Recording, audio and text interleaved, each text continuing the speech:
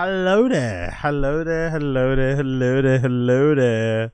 Welcome back to the Agostino Zinga Show with your host, Agostino Zinga. And this is episode number 1054. 1054. 1054. Thank you for tuning in. It's a pleasure to have your company. It's a pleasure to have your company. I haven't had it yet, but it's a pleasure to have it as we're here. It's a pleasure to have it as we're here. How are you guys doing, man? Top of the afternoon to you. Top of the afternoon to you. I'm doing fairly well, in case you're wondering. I've just finished off some work, so I thought I'd jump on here, do a quick stream before I head off to the gym later, and then come back and do a random show later tonight, which is back to the regular scheduled time. If you're listening to this as a pre-recording, you won't care, but if you're a fan of the random show, please be aware that it's going to be back tonight, regular times that I used to do, which is 11 p.m. to like, I don't know, 4 a.m. or something, right? So be aware, be alert for all of that sort of stuff. So daytime streams will only be the Tazs recordings, okay? Daytime streams will be the Tazs recordings, obviously when I finish work, which is obviously around these sort of times. So yeah, thank you for tuning in. Always a pleasure, never a chore. Always a pleasure, never a flipping chore. It's lovely weather today, I'm not gonna lie. It's lovely weather today in London. It's not as warm as it was the last few days where it was completely unbearable, right? It's not completely unbearable. You can still go out with a t-shirt, come back in the evening with a t-shirt, and you're not going to be dead, right? You can still go out with a t-shirt and come back home with a t-shirt and you're not going to be absolutely dead. So I'm loving that. And I'm also loving the fact that everywhere I'm going these days, the last couple of days, I'm just wearing sunglasses. I bought a bunch of sunglasses over the last few weeks, multiple from AliExpress. I bought a couple flipping Fugazi Oakley type sunglasses from AliExpress. I bought a couple ones from Vinted. I'm looking for some cat eyes. You know how I've got my, like, you know, my classic sort of like clout goggles I wear all the time here. I'm also looking for some white cat eye clout goggles. I've seen them before. I've seen pictures of people wearing them where they kind of go up a little bit more as a cat. They're obviously still clout goggle shaped, but they go a bit more in a cat eye. I think I'm going to start wearing those daily in the streets and stuff. That'd be quite a good way to kind of just, you know, for lack of a better term, to kind of force the, you know, for some of the interactions outdoors when I decide to do IRL streaming, because sometimes I've noticed there's been a couple of times where I've been out, especially where I've been to raves, specifically if I go to a place like Fold, right? If I go to a place like Fold and I don't wear these glasses, you know, there might be one or two people that recognize me, but then as soon as I got the glasses on, somebody always say, "Oh shit, I need that guy that does those videos about fucking techno and shit." Like, oh, okay. So I'm gonna have to lean into it. I'm gonna have to lean into the whole glasses thing, because for whatever reason, maybe it's like a Clark Kent thing, isn't it? You know, Clark Kent and Superman, all he does is flipping remove his glasses and then suddenly he's like a different person. Maybe legitimately because I wear these all the time online, when I don't have them on in real life, people actually don't recognize me, you know what I mean? Or they don't recognize me anyway and I'm a nobody. Who flipping knows? But I'm gonna start doing it going forward. So if you've got any recommendations on some nice, or if any of you mother foes happen to stumble across a good little eBay listing, a little Vinted listing, you see something online that looks like the, you know, the goggles or the clout goggles I wear, which is white frames, right? If you see anything with a white frame and a dark lens that's this particular shape anywhere online, send it to me. Send it to me as quickly as you can and I'll cop that thing, because I need as many clout, you know, kind of like cat eye shaped kind of glasses in my collection as soon as possible. So when I start IRL streaming, which is going to be soon, when I start IRL streaming properly, you know, I can have some good clippable interactions, because that's what it's all about. It's all about the clips out here. You get me? Let's forget the meaningful interactions, forget uplifting the youth, forget inspiring people around the world. It's about the forced interactions, all right? That's what I'm aiming for. I was also just checking out before I started, right? Just as I finished work, I was checking out some streams.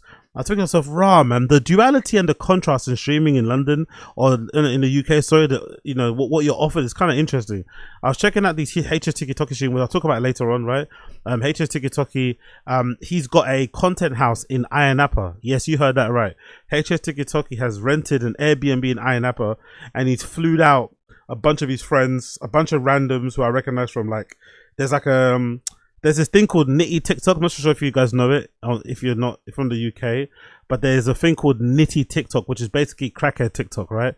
Where there's a lot of like people in the UK who are on benefits, unemployed, and just like, you know, on TikTok every single day for hours, just literally streaming for like 12 hours plus a day. It's pretty impressive. And they just, you know, they just get fucking high, they get crazy, they get drunk and do loads of madness. And it's a big thing. For me, it's too depressing. It's almost like a low-cal life thing. It's like a weird UK version of your low-cal life, but these guys are mostly crackheads, where on low-cal life, most of those people are like, you know, mentally handicapped, or they're like obese. So in this particular one, they were crackheads and they're all a bit crazy. Well, for whatever reason, HSTikkyTokky thought it'd be a good idea to send them out there, right? He flew a few of them out to Ayia Napa, and then a few of the other people out there are some younger kids. Some younger kids who are clearly inspired by HSTikkyTokky. They see him as his OG. They see him as their OG. So these younger kids are like in the same house with legit people who may have drug abuse problems, you know, and they're like older. So it creates like a weird tension. Well, the other day they got into a massive fight. I'm going to talk about that later on, but they got into a massive fight in Ayia Napa. I think HSTikkyTokky ended up getting arrested. Even though he wasn't there, he ended up getting arrested the next day for questioning. The guys involved in the fight were arrested and sent and put in the jail for a couple of days. Just absolute madness. I can't think of anything worse, by the way. I can't think of being in a lovely place like Ayia Napa and, you know, basically getting arrested for a fight. But I guess that's par of course. Part of the course if you're a British kind of, you know, tourist out there. And then when I switched over, I was checking out Kick. I went on Jimskin's stream. I checked out Jimskin's stream, and guess what Jimskin's doing? Jimskin's got a collaboration with Primark. Yeah, Pre-money. In the morning, he had a collaboration with Primark. He went there to the flipping store, did a whole like shopping thing, buying some gums and shit, talking to some sales assistants. And then now I checked his stream, and guess where he's at? He's at fucking Ascot. He's at the horse races in Ascot, filming content, chatting up some flipping, you know, posh white ladies and shit, drinking a bunch of vodka tonics and whatnot.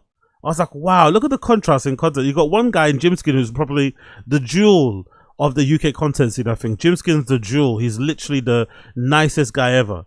And then you've got HSTikkyTokky like going out of his way to create a legit hell house. It's almost like a version of like, what's that thing they got in the US with Ice Poseidon? Is it Bird Box? Or is it Bird's Nest? No, I think it's Bird's Nest, right? Ice Poseidon's got that show called Bird's Nest, which is sort of like his version of Big Brother.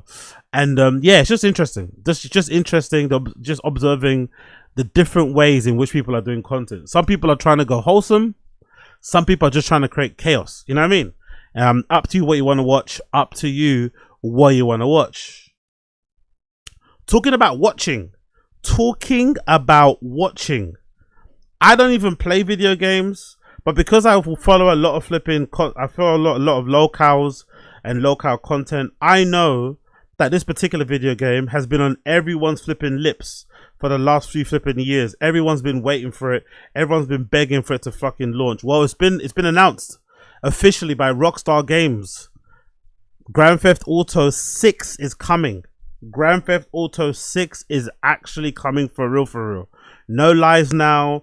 No honey dicking, no false promises. It is actually coming. Courtesy of Rockstar Games, on their X account it says pre-orders for Grand Theft Auto 6 will officially begin on June 25th. So that's basically next week, right? Basically next week.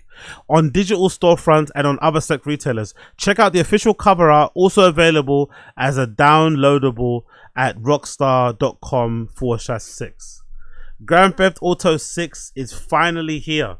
It's finally arriving. It's finally here for those of you that care about games. And yeah, man, I've heard a lot of things about it. I've heard people like, Bank saying it's going to create millionaires, and Mike saying the same thing. I've heard people like DSP, one of the worst streamers in the world, saying it's going to save his business. I wonder if this will bring back Wings of Redemption. I'm curious. Will the return or will the release of Grand Theft Auto 6 bring back Wings of Redemption to the internet? Will he stop with this whole, oh, I've disappeared, I don't want to be a part of the internet nonsense, and just come back? Will we see the return of Wings of Redemption with Rockstar Games Grand Theft Auto 6? I'm interested. Let's see. But let's see what happens when it comes out. If it's actually any good, I might, who knows? Maybe if it's actually any good, or if it kind of lives up to all the hype, especially some of the teaser clips that we've seen and shit. Specifically that one particular one with the female protagonist with the massive BBL and shit. If it's actually really good, I may actually get a console, you know, Rago. If it actually ends up being quite decent, I might actually get a console and just start, you know, playing video games again only because of Grand Theft Auto 6. That might be a vibe. Whereas, but to be honest, you know, I very much doubt if it's good, I'm going to be able to buy it easily. You know what I mean? It's for sure everyone else has the same idea, and then I'll probably find it near on impossible to buy whatever PS is the newest version now, 5 or 6, I'm not too sure. But yeah, if in case you're wondering, this is breaking news, just happened the last couple of minutes. Confirmation courtesy of Rockstar Games that Grand Theft Auto 6 is coming soon. So keep an eye out for that if you care about that sort of stuff. Keep an eye out if you care. The kind of thing that I care about though, is this.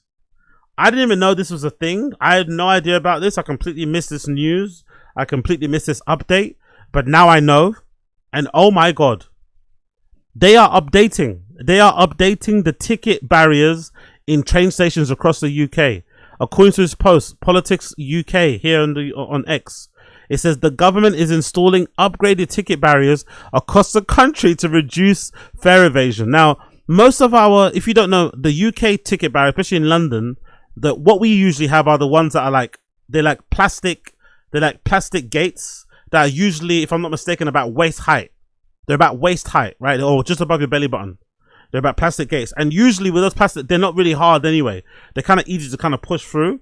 And usually if you do want to bump the tickets, you can either just push through and you can go in. Or what I used to do a lot of the time, you'd ghost in behind somebody. So you'd usually pick somebody that's kind of fiddling around with their pass, maybe your auntie, maybe someone a little bit older, and you just go behind them. And then as they tap, it will kind of, I don't know if the sensors, I'm not too sure if the sensors on our OG gates are the type where when you walk past, it kind of closes, or if it's the type of sensor when it opens, when you tap your card, it keeps it open for like a couple of seconds and then you can go through. I'm not too sure how it works, so don't ask me how it works, but I do remember that was a way to kind of get in very simply. But I guess as of late, people have just been jumping over, right? People have just been jumping over, crawling under, just doing that sort of stuff. So I think this particular gate has been designed or has been installed to prevent the jumping over, because I don't think it's gonna, I wouldn't imagine it's going to prevent ghosting. Although the doors are really big, right? The doors are kind of like tall, right? They're kind of like, yeah, the doors are kind of tall. They're more like somewhat head height for some people. I don't think that's going to prevent ghosting, but what it will prevent is you trying to go over them, because there's also like a metal bar on top. There's like a metal bar on top of the actual gate. So they're trying to install these all over the UK, so I guess to stop fare evasion. Now, I understand fare evasion is a big problem, but I think fare evasion, especially in London, especially in the UK, is only a thing because the ticket prices here are so expensive. And the service is pretty shit. So I think if you're going to try to improve, if you're going to try, like, it's probably counterintuitive. It probably makes no sense, really. But if you actually want to avoid or bring down the amount of people who are not paying for tickets and fare evading, you're probably better off improving the service and trying to bring the ticket price down, making it more affordable. Every increase, I feel like every single year, bar maybe a couple of years, the ticket prices, especially the seasonal ones, have gone up a couple of pounds. And it's got to a point where it's absolutely like the other day. The other day I went to fucking central London to go and return something, right? I had to go and quickly exchange something. And legit, it cost me £6.60. It cost me £6.60 to go. And I went for literally 30 minutes. I was in and out because I hate central London.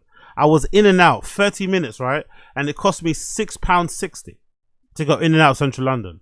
Now, I'm sure if I would have jumped on a Lime bike, it would have been quicker, but it was quite warm. I didn't want to get to the shop sweaty and shit. You know what I mean? I went to put on a cute little outfit and quickly go to central London, get myself a fucking, you know, what you call it, an ice cold fucking Americano, and come back home. And it cost me £6.60. I can't even imagine what a seasonal pass is like, a monthly pass. I think they're like 170, 180, £200. And obviously the service is terrible. The service is terrible. Most trains don't have aircon, shitty Wi-Fi, not really reliable in terms of times. Yet they want, yet they don't. Yet they're trying to avoid ticket. Yet the only thing that they're focusing on, the first thing they're focusing more on is the fucking fare evading. Like, forget the fare evading, man. Improve the fucking trains.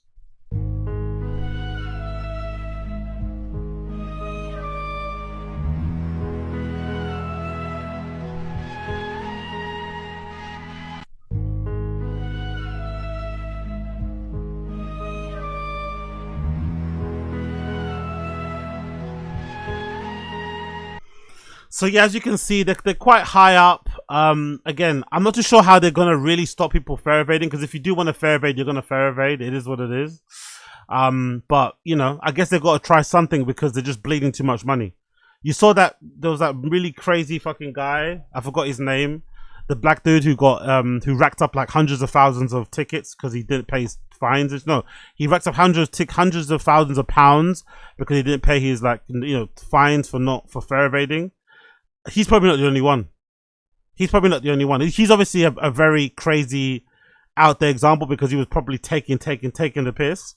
But I think by and large, there's a lot of people out there that are fair evade. There's a lot of people out there like, you know what, fuck it, I'm just gonna not pay for the ticket.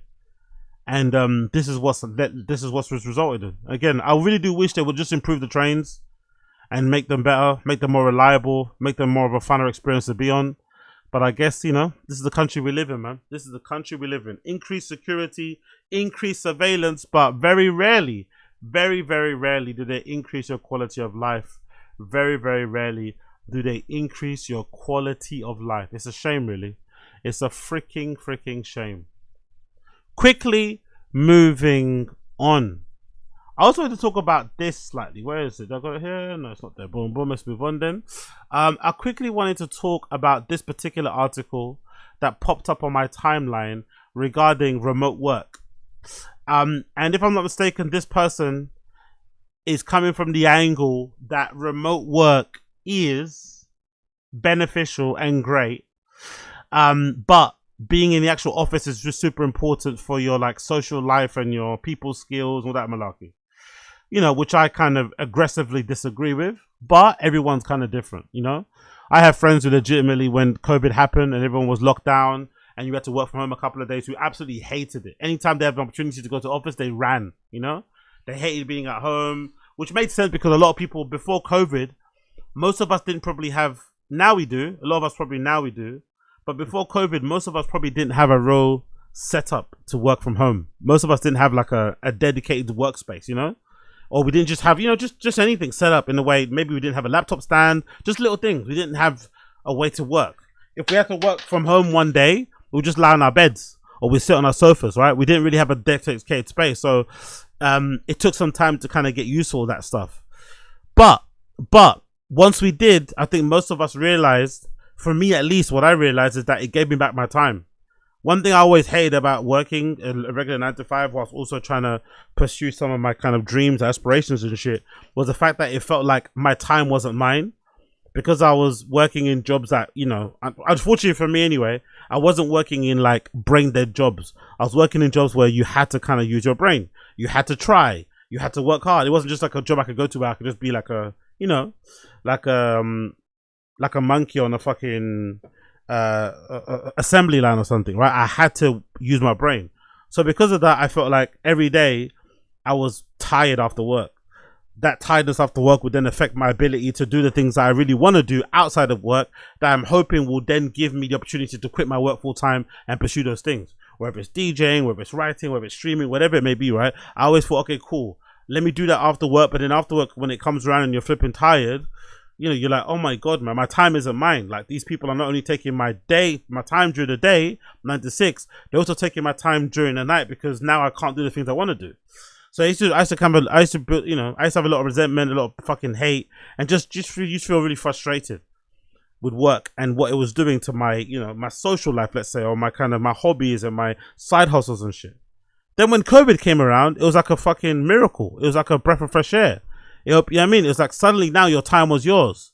Suddenly now you had an ability, if you like, this is a good example, you had an ability now to, like, you know, legitimately work from 9 to 6 at home and still be able to do your side projects, you know, at home from fucking 6:30 till fucking 12 in the morning, and then rinse and repeat the next day. That was so flipping amazing. It was the first time ever I was like, oh shit, my time is mine now. If I want to decide to go like on a European trip somewhere and I want to get like an early flight that's at 6 or something, I can do that. Or that's like 7, I can do that now because I'm already at home. So I can have my bag already prepared in the corner as soon as it's flipping home time. And a lot of workplaces on Fridays, sometimes they'll finish early at 5, lock off, go straight to fucking Heathrow, Stansted or Gatwick or whatever, and I'm off. So remote work, for me anyway, opened up my time and also allowed me to do the things outside of work that I wanted to always do. I remember one time, especially during the lockdown or whatever, that's when I took up a lot of the Muay Thai thing, because the Muay Thai classes I've always wanted to go to were always straight after work, but like, you know, at a super tight time. So I'd never really had the time to kind of bring my stuff, and I always felt tired. But, you know, as soon as we're working from home, suddenly it becomes a lot more manageable. So I, for one, I'm a fan of you know, of remote working, but I know a lot of people aren't. So let's hear the article. Let's read it. Sorry. The quote, or the title of the article is, "We liked remote work, then we looked at the data." Let's see what they have to say. Most Americans say they love working from home. They can skip the commutes, dodge their snippy co-workers, and evade the micromanaging bosses. In 2024, nearly 80% of workers said that they would be the happiest if they could work remotely. I'm not to be fair, that's not really my problem. I don't really have a problem with like annoying but co-workers and snappy or snippy fucking, you know, management. Because let's be honest, if your co-workers are annoying, they're gonna be annoying on Slack. They're gonna be annoying on Teams. You know, you can't avoid an annoying co-worker. If a manager is fucking micromanaging, you can't avoid that either. You're gonna see it one way or the other. The thing that I like the most about remote working is that it gave you your time back. It gave you your time back to do the things that you actually enjoy to do. So that was my thing that I loved the most about it. Anyway, it continues. Both of us had experienced the advantages of remote work, especially when battling morning sickness or caring for a 6-year-old. But on some days, we wouldn't venture outside or speak face to face with anyone. Oh, the horror. We started to wonder whether we would, along with the roughly 35 million other Americans who work from home, have stepped into the normal social experiment. Was remote work as liberated as it felt? Of course it was. I don't get this having to speak to people every single day. I know we're social creatures and shit, but I don't really get this like need to talk to people every single fucking day. Like, I see certain people, you know, on my fucking run in the morning, or sometimes if I have to go in the office in my commute, you know, I see certain people like talking on the phone. Every time I'm walking, I see them talking. And it's like in the morning, it's like at like 8 a.m., 7 p.m. I'm like, who the fuck could you be talking to at this time? Like, who could you be talking to at this fucking time? Every single time I see you, you're talking to that person on the phone. Like, God damn it, man. Like, how much conversations do people be having, really? It's not that deep. Sometimes being alone with your thoughts is a good thing. Being alone with your thoughts to figure out what you want to do, you know, maybe work through your feelings, maybe manage things. I don't know, pontificate your place in the world, life itself, the meaning of life, whatever. Not every day has to be fucking verbal stimuli, you know? But some people just, I guess some people just legitimately need a fucking chat with strangers every fucking single day. It doesn't have to be like that. And also, like, just replace it with chat on Teams anyway. It's not any different. You want to have a chat, jump on a fucking Slack call with your friend on fucking work. Not that hard. Anyway, let's continue. We searched for answers in troves of data, unsure of what we would find. Surveys of over 500,000 Americans from the last decade and a half revealed an uncomfortable truth. Despite its advantages, work has significantly deepened Americans' isolation and distress.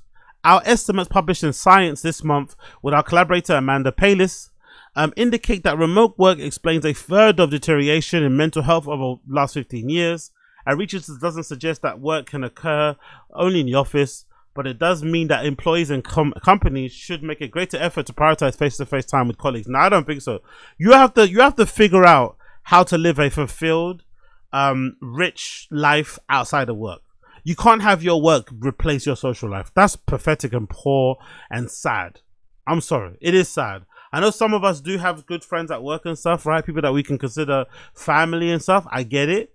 But in general, you should have a social life out of work. You should have friends. It doesn't even matter if you have one. You should have someone out of work that you can kind of go to. It shouldn't just be, because you are forced to. Because you have to also imagine, right? Part of the interesting thing about work friendships and relationships is that a lot of those things are forced. Like, sometimes you're at work. Have you ever been at work sometimes and you work sometimes for somewhere so long, you start to look at certain people, especially the girls, with like work goggles. Some girls at work look a certain way to you, right? But then suddenly when you go outside to a bar or something, they don't look that same. You know, they don't look the same anymore. But because you're forced to be around them every day, yeah, you're gonna start looking at them a certain way. Maybe you start developing feelings for certain people or just create a connection. But again, you have to remember, you were forced together because you work together. It's like you naturally found each other as friends anyway, so it doesn't really make any sense why it's so fucking important. You know, it's like, Jesus Christ, like what the hell is this? What happened to having a life outside of work? What happened to having that balance? Like, it's actually a good thing to be able to have, like, you know, a group of friends that you can say are my quote unquote work friends, and a group of friends you can say are my so-called, you know, whatever, creative friends. There's nothing wrong with that. Nothing wrong with that whatsoever. If anything, you would probably enjoy seeing the interaction between your, like, actual real life friends and, you know, people that you call your homies from work and shit. That'd be pretty decent. And if they're your friends, they're probably gonna have a lot in common with your friends, you know? So yeah, let's continue on. Our study compares workers in jobs that could be done remotely, such as finance and software engineering, to co-workers in jobs that must be done in person. People in remote capable jobs worked from home 3 times more in 2024 than in 2019. As they did, their days became far more solitary. 84% of remote workers spend their workday entirely alone. Like, what else are you meant to do though? Like, that's how it is. It's remote working. Like, are you meant to be remote working with your colleagues or something? Is that what you're meant to do? Is that what they want us to do? They want us to fucking book like meeting rooms randomly in like random places, and then have our work colleagues there, which is kind of like another way of having to go into work but just not have managers around. Like, huh? I don't get that whatsoever. It continues. 84% of remote workers spend their day working entirely alone. Over half the report feeling less connected to their colleagues. Even when communicating online, people work from home, receive less feedback from their co-workers, and contact fewer people outside the media. So, and again, that feedback you used to receive, right? The constant feedback at work, that might have been a detriment. Now you're only receiving feedback when it's actually warranted. Because trust and believe, I don't think nothing's changed in most workplaces. If you do something dumb, if you do something that's wrong or incorrect, they're going to pull you up on it. Whether you're in person or over Teams. So you don't have to worry about not being told that you're doing something incorrect. Someone's going to tell you. Someone's going to notice, someone's going to tell you, because everyone's sort of like accountable to somebody, right? Every boss has another boss. So they're going to definitely tell you. They're going to definitely flip and tell you. But I don't think it's such a bad thing to have to lessen the contact between, you know, colleagues and stuff. I don't think it's that bad. I'm sure there's managers all over the country that are like probably happy that that's becoming like a trend at work. You know, people just trying to sit there and just head down, try and do the fucking work, not even trying to do anything else. I don't mind that. I don't mind it whatsoever. I don't mind that. It continues. People working for people. Yep. The workers did not compensate. The workers did not compensate by socializing more outside of work. More days passed with no social contact of any kind. No hello from office mate. No idle chit chat with the barista. No note to a fellow commuter. These are lost interactions are not trivial. In one study, when commuters were instructed to connect to a stranger near them, they reported being happier than those who continued in silence as usual, much of their own surprise. Again, I think this is a fucking user error. I think this is user error. You need to make an effort to talk to people. I love making a bit of small talk. I love a little fucking random yap with somebody on the bus stop, train platform, off license. You have to make the effort to do so. And the times that I've done it, right, the times that I've tried to charisma max, you see people especially in the UK, in London anyway, because everyone's a hater here. You see people looking at you with like freak eyes. Oh my God, I can't believe this person's talking to someone that isn't his friend. Do you know what I mean? People look at you like you're a fucking strange person if you decide to just, you know, start talking to people randomly and shit. But there needs to be more of that chit chat stuff around, because you could do that easily. When you're out in a park and you're gonna go smoke a little doobie and stuff, you always catch a quick combo with somebody maybe doing the same thing. Like, what's wrong with that? Such a weird place we live in. Such a weird place and time we live in. No, everyone's complaining about being lonely, but no one's willing to do anything to combat that, you know? No one's willing to go up to girls and talk to them. No one's willing to fucking talk to strangers and have that connection. Everyone just wants to complain. With fewer social encounters, workers in jobs that can be remote saw steeper increases in distress, mental health visits, and prescriptions to antidepressants. Imagine having to take antidepressants because you're so pissed that you don't have work after drinks anymore, you know?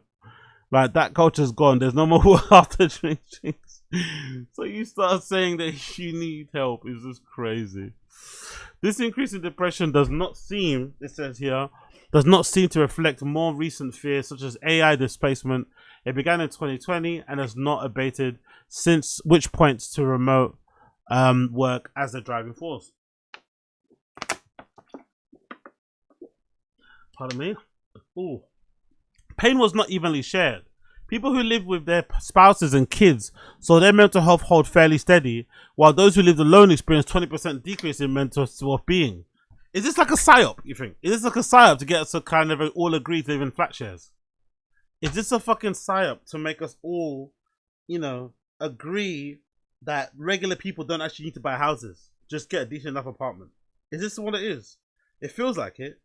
This feels like a bit of flipping AI slop, some sort of ulterior motive here. Like, hey, you know, it just kind of feels like that, because what the fuck is this? What the fuck is this?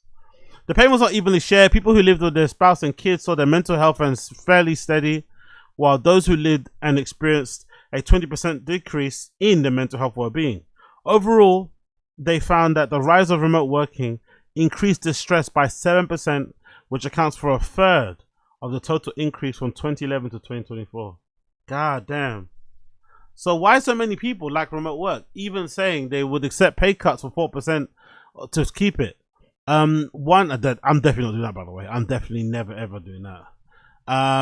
One reason is that remote work costs are subtle and slow. When loneliness sets in gradually, it is normal to become to blame other life choices, like a new job, a breakup, a fight with a friend, aging. Another reason is that some people like remote work is that a half-empty office is not an attractive alternative. Exactly. I like it because I get left alone. That's why I like it the most, you know. I like it because I get left alone. I just get left alone in my own thoughts, ready to kind of go out there and do what needs to be done. But I feel like, yeah, that's the best thing for me when it comes to that. Just being left alone to do your own thing. Woo-hoo-hoo. It feels so good. We don't need to accept this new status quo, it says here. The office has been the #1 space adults form friendships, outranking houses of worship, children's hospitals, and neighborhoods and sports teams. Forming and sustaining these friendships almost always requires in-person time. Our brains are wired to connect face to face, and even the most advanced digital tools are a poor substitute. To maintain this critical source of connection, workers need doses in person, in time with another one. Yet the pre-pandemic norm of being in the office every hour of every weekday, often crowded but less time with friends and family. So many of us, the solution is not to rewind the clock to 2019. Instead we can sing from the singing bonds by being more intentional about how we work. Employers can take the initiative to invite colleagues to lunch. Exactly. Take the initiative. Make some friends. Stop being GAY. Stop being shy. Get out there. Get in the field. Start smooching, shaking hands. Like, it really isn't that hard. It really isn't that hard. But I think this like weird propaganda psyop push to make regular people believe that, you know, remote working is the worst thing ever is crazy. Whoever likes to play in front of people, whoever likes that pressure, let them do it. Whoever doesn't want to, let them do the other thing. Like, well, going for that, you know? Just seems a bit unnecessary and weird, but hey, what can you do? Employees can take the initiative to invite colleagues to lunch, organize a happy hour. Of course, structural issues may limit what can be done, especially in some of the colleagues live halfway across the world or the country, and often individuals often go unrewarded. But employers can make it easier to connect. In researching a further and forthcoming book, we found companies rethinking how to bring people together. Some revamp performance reviews for the better, reward the non-profit. It's often a league invisible. Congrats to him, by the way. He absolutely killed it.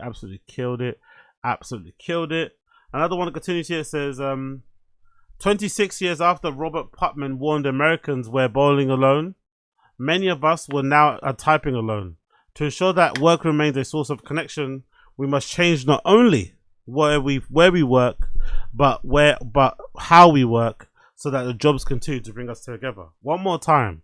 26 years after Robert Putnam warned the Americans were bowling alone, many of us are now typing alone. To ensure that work remains a source of connection, we must not change only where we work, but how we work, so that our jobs continue to bring us together. Love that message, by the way. Love that message, but I seriously do think, like, all in all, I guess maybe it's different if you're younger. Maybe it's different. Like if you're under 25, maybe I can understand why you like going to the office. But yeah, good.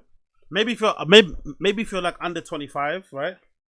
I completely understand why going to the office is a good idea. But I think over 25 stuff, when you got responsibilities, maybe you've got a pet, maybe you've got children, right? Maybe you've just got other things you like to do outside of work.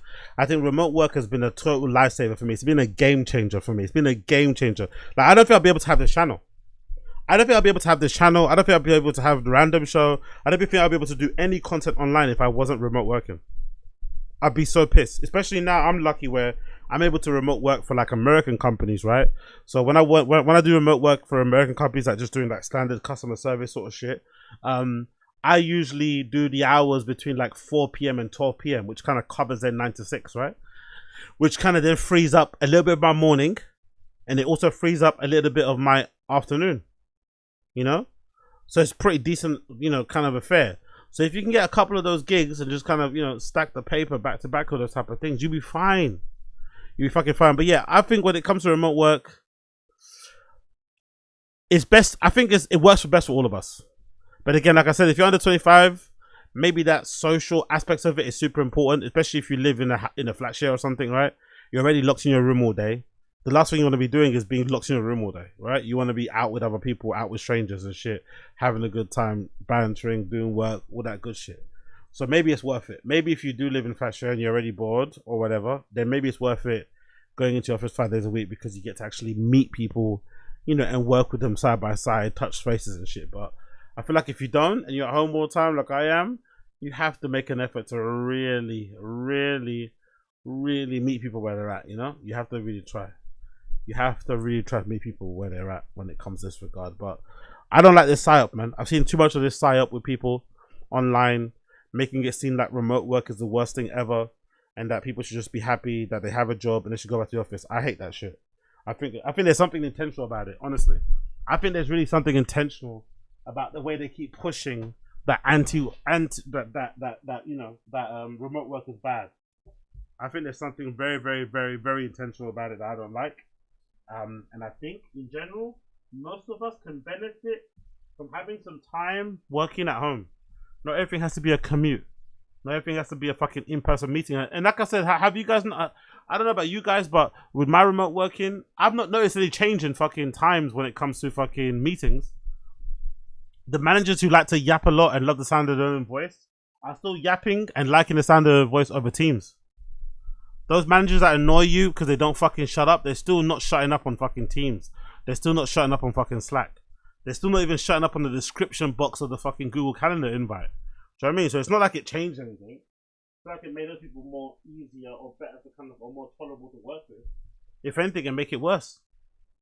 And just highlight just how much of a pain in the ass they are. So yeah, I don't know, man. I'm all for remote working.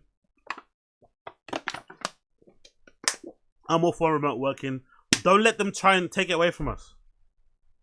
Don't let them try and take it away from us. Stick to it. Be there. Be square. Big up JS. It's just not every preferable hybrid food. Yeah, cool. I think, yeah, if you can do the hybrid thing, that's probably advantageous. Especially if you're a younger person, or like I said before, you live in a flat share and you can't, you know, you're always in your room every single day. You probably do need to see some people. But I also think you could do that outdoors. You can go on like meetups.com and meet people. You can go on like random Facebook groups. You could join a run club, even though I don't like those type of things. But there's loads of things you could do to meet people, to leave your house, to be a little bit social, to have that kind of human connection. It doesn't always have to be work. Like I just think it's fairly sad, in my personal opinion. I just think it's really sad if you limit your social interactions to people that you meet at work. Because that even itself to me doesn't feel like a social interaction. That's like a workplace interaction. It's social by definition, I guess, but it's not really. Because those people are people that you work with. But if you want an interaction with like regular folks, there's bare regular folks out there doing regular folk shit. Go talk to them, say hi, you know? Not that difficult. Not that difficult. Not that difficult. But again, what do I know, man? Zero. I know zero. Talking about knowing zero, there's actually a really decent little review here of Rampa's opening night at the Pacha New York venue the other day. they did alongside a Prosper, the one that unfortunately was cancelled a couple of hours before the night was meant to end. I think it was meant to end at 2 a.m. and they had to kind of lock it off around 11 because of the changing weathers and the winds and all that rains, all that malarkey. And seeing as it's an open air venue, they couldn't risk anyone getting hurt and shit, fucking up their venue and obviously fucking up their insurance because they just fucking opened. So they had to close it, much to the chagrin of people who went, right? But completely understandable. Anyway, Brooklyn Magazine, BK Magazine was there and they wrote a little review of what went down, and I want to read it and see what they say officially because I've heard the reports on Reddit. I've heard what people said on Reddit about the party. A few people were just complaining for sake of complaining. They didn't really seem like they were ever going to be happy with what they put on there. But I did hear the constant kind of thing I heard was that, Afro House may be dead. And the other thing I heard that I thought was really interesting was the fact that the DJs weren't that great. And apart from Rampa, who people hardly got to hear play because he's doing this back-to-back with Prosper, the DJs weren't that great. They weren't that happy with the opener lady. They weren't that happy with Prosper and everything else in between. So I'm interested to see what BK Magazine thought of the whole event on their review. This is courtesy of BK Magazine. Inside Pacha's New York's opening party. Following months of build-up and hurdles, the venue opened its doors at what was once a site of Brooklyn Mirage. It's 1 a.m. We're in the East Williamsburgs for Pacha New York's opening party. Outside the streets are pure bedlam for the NBA Finals. Inside, Kind of Music's Rampa is behind the decks playing back-to-back with English duo Prosper, aka Harvey Blumler and Giorgio Gosha Smith. As we enter, a polished team of door staff and security guards greet us at the door. They confiscate my gum, not noting that it isn't allowed inside. I accept the consequences. From there, a hospitality representative whisks us away, threading us through the sold-out space and escorting us backstage. Ooh. BK Magazine got the backstage pass, yeah? BK Magazine went into the green room for a little wumpski, huh? I love that. I ain't mad at that. It's been more than 20 months since a party was held there at what was once the site of the Brooklyn Mirage, the venue that fell apart in spectacular fashion last year. There's a palpable energy in the air as Saturday turns into Sunday. I find myself sitting at the table of Kabir Mushadani, the founder and CEO of Pacha's parent company, Five Holdings, and the architect behind the Ibiza-born brand's return to New York. Oh, really? Let me check out. What does this guy look like? What does this main guy at Pacha look like? Let's see. Let's see if I've seen him before. Let's see if I've seen the cut of his jib somewhere before in public. No, I haven't actually. Is that him? Okay.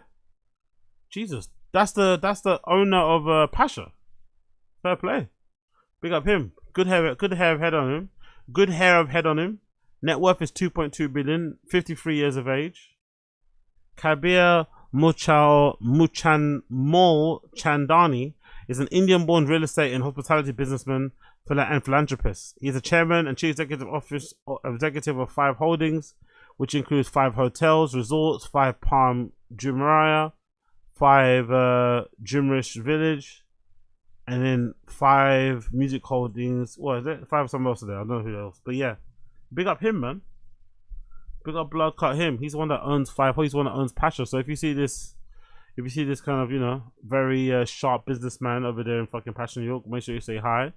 He might give you a little free entry ban. You never know. Travis Scott, Lucas Sabat, and Quavo drift in and out of the DJ booth. Bottles of Class Azul circulate freely. I'm pretty sure there's no smoking allowed, but Quavo still lights up. Of course he does. Does what the fuck he wants, Quavo. Love to hear it. Scott, wearing a limited edition Cactus Jack Brazil jersey, shares a shot with Rampa. At one point, DJ Duo goes in for £1, but Travis returns with a high five. Honestly, one of the most embarrassing things that can happen to you in real life, isn't it? You go for a spud, they go for a high five. You go for a high five, they go for a spud. Ay. But hey, it is what it is. For the Pacha team, there's a tangible sense that the sense of relief after a long and complicated road to opening night, including a tense community board meeting with the particularly with the test liquor license hearing. The moment we've been waiting for is finally here. Virtually every key player in the organization has made a trip to New York for the opening. Mochaldani is flanked by Aloki Bartra, CEO of 5 Holding Hospitality and Pacha Group, Pablo Jofra, the production manager of Pacha's Ibiza and Dubai Outports, and Bara introduced me to Arthur of the Brooklyn Marriage. They're flown with him. He stays en route. He stays en route. The opening is the who's who. After the Knicks Country Championship, the visual behind the DJ shift to New York City's landmarks, from Dunbar's iconic cobblestone streets to the Manhattan skyline and the East River. Rampa, who curated the lineup for the evening, hand-selected a crew of local talent, including Danny Tenagalia, Joe Colesale, back-to-back with Francois K, Kim and Foxman, back-to-back with Nomi Perez, Cosmo, back-to-back with Doris, let's say. And then what's the other one here? Ooh, what's the other one? Doesn't say. Anyway, headlining the night are Rampa and Prosper. Prosper's punchier, more tech-driven selections occasionally clash with Rampa's laid-back sensibilities, making the set feel disjointed at points despite strong individual tracks. Yep, that's what someone said. So the strong individual tracks are just to appease the sponsor, but someone said I read the exact same thing. They didn't really like the mix between, you know, what's his fucking face and Rampa. It didn't really work out, Prosper and Rampa. But they're probably going to do it again, you know? That's the nature of these kind of things. People complain, people have a lot to say, but they're just going to go over and just do it again anyway, do you know what I mean? Because they've got no abortion and they can't want to, so fair enough. Fair enough. And then moving on from that, you got a picture here of what it looks like with a massive screen on the back. It's very bare bones, just an open flipping dance floor with a massive screen on the dance floor. Also on the stage behind the booth that goes from side to side, curved, that shows a picture of the DJ or whatever, having a good time, hands in the freaking air. Big up her. What they say about that? What do you say about that? What do you say about that? I would expect a lot more bells whistles, I'm not going to lie. I like how it is. It does obviously work, but I did expect a lot more shebang, a lot more pizzazz, a lot more, maybe a little bit of je ne sais quoi, but unfortunately we got je ne sais nah. We got je ne sais nah. Rampa largely dials back the Afro house influences that helped define his career in order to meet Prosper in the middle, but still finds room for crowd favorites like Kind of Music Say What. As the night progresses, the chemistry improves. By the final third of the set, the trio settles into a groove and delivers the cohesive energy the crowd have been waiting for. By the time they drop Robin S.'s Show Me Love, there's not a single person sitting on the joint. And it's in that moment that the music, the venue and the energy felt aligned. As Rampa and Prosper hand duties over to Jubilee and Tiki Desktop resident DJ Ila Escobar, the first daylight appearance of is on the horizon. Revelers begin to stumble out of the venue in search of an after party, but I decide to catch a cab, my step count having reached its all-time high in May. So yeah, big up them. Big up them, man. Great to see. Great to see. They're out here commiserating their efforts and just, you know, living, you know. So big up them. Big up them for living. Big up them for living. And it sounds pretty decent for the most part. No one's complaining about the sound system. No one's complaining about the entry. People are just complaining slightly about the programming. People are complaining about slightly the programming, considering, you know, what went on with this particular rave and the fact that Prosper maybe threw off people when he was referring back with, you know, with fucking Rampa, and the other girl that also played. Maybe stylistically, she also doesn't fit the kind of music stuff, but I also feel like, you know, it's kind of obvious that they're trying to push away from something, you know, whether it's an over-reliance on Messi or whatever, I'm not too sure, but they're trying to do something, so you have to give them credit for trying to mix things up a bit. So big up Pacha, big up Be It K Magazine. You love to see it. You love to freaking see it.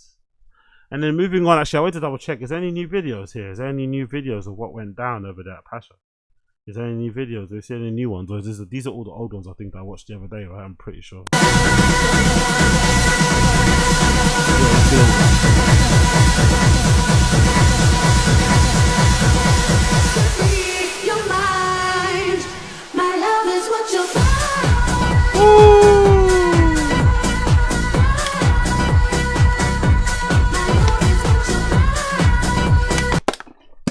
Yeah, he killed it.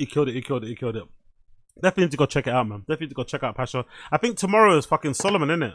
Tomorrow is a free Solomon rave, man. You motherfuckers, if you're in New York now, oh, you can't get tickets, I forgot. Sorry to Honey Dicky, you can't get tickets. Sorry to Honey Dicky, you can't get tickets. I think that Solomon rave is to make up for the other party, the Knockdown Center. I think that got cancelled because it was also raining. So no, sorry, I think it got shut. No, I think it got, no, did it end early? Whatever. Solomon played in the rain for a bit in Knockdown Center, and as a way to kind of say thank you to people who turned up, you know, and still raved. He's throwing a free rave where he's not basically paying for any fee. He's willing to play again for people. He's probably gonna go for fucking 6-7 hours anyway. Absolutely sensational. So I think people are getting tickets now. So if you went to the other one, you would have got put into a lottery system, and they were gonna pull out fucking, you know, names and numbers and shit and get you guys sorted. So that would be fucking sick for everyone that went. So that's also really cool because it kind of rewards people who actually go out, you know, who actually don't care about the weather and think, fuck it, still roll the dice. And now look, you have the possibility of going to Pacha for the opening to hear fucking Solomon play. That's going to be fucking legendary. So big up everybody that goes. Big up everybody that ends up going. I'm so jealous of you. I'm so jealous. Let's see another clip.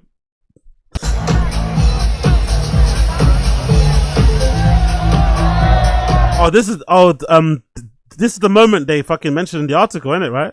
Yeah, this is the moment they mentioned in the article. Great to meet you, man. Sick night, someone says here. Same, nice to meet you. I have 2 Solomon tickets, Pacha. Just go, man. These people, bro. If you got a ticket, just fucking go. Stop, like, being lazy and saying, I got a ticket, I want to sell it. Just fucking go.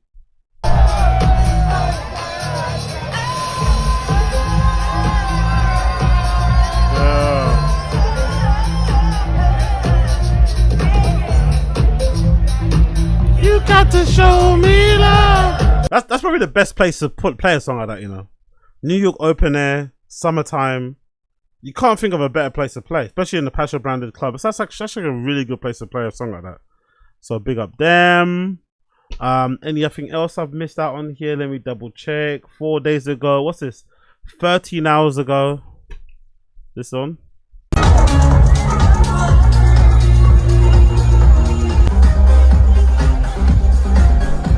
I'm not gonna lie, again, I keep going on about this screen, but I think that screen's fucking genius. Especially if they from time to time have it where the DJ, because if it was me and I'm playing, I'm gonna tell the person to just have a camera zoomed in on me, or whatever camera that I'm using, my own feed from my own fucking GoPro, and just have it up on the fucking screen. So when people are like, you know, maybe at the bar, they can see me doing my thing. You know, they don't have to always just be standing right next to the fucking barriers. And it might actually clean up that front area. It might make that front area more danceable, you know? But, you know. There are some people also that just enjoy rushing to the front so they can kind of see the DJ and show them how much of a fucking fan they are, you know, which I also respect and kind of love as well. But yeah, either way, that screen is fucking insanely big.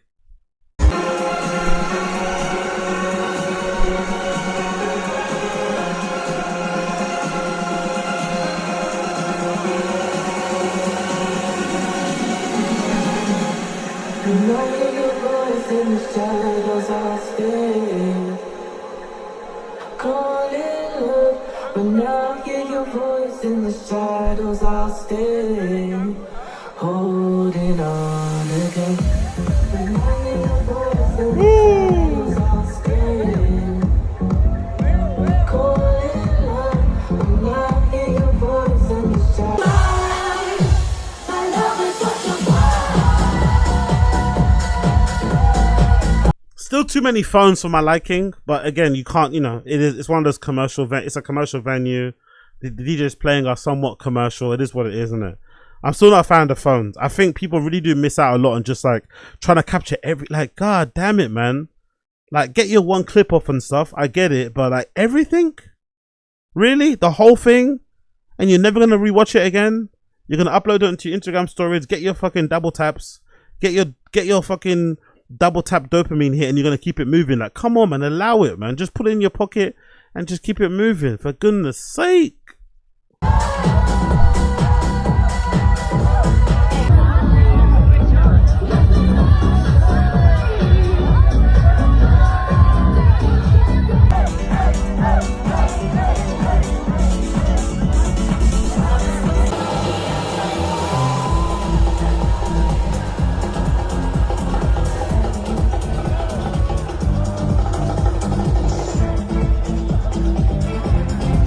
Oh yeah, I'm so happy I found my USB, by the way.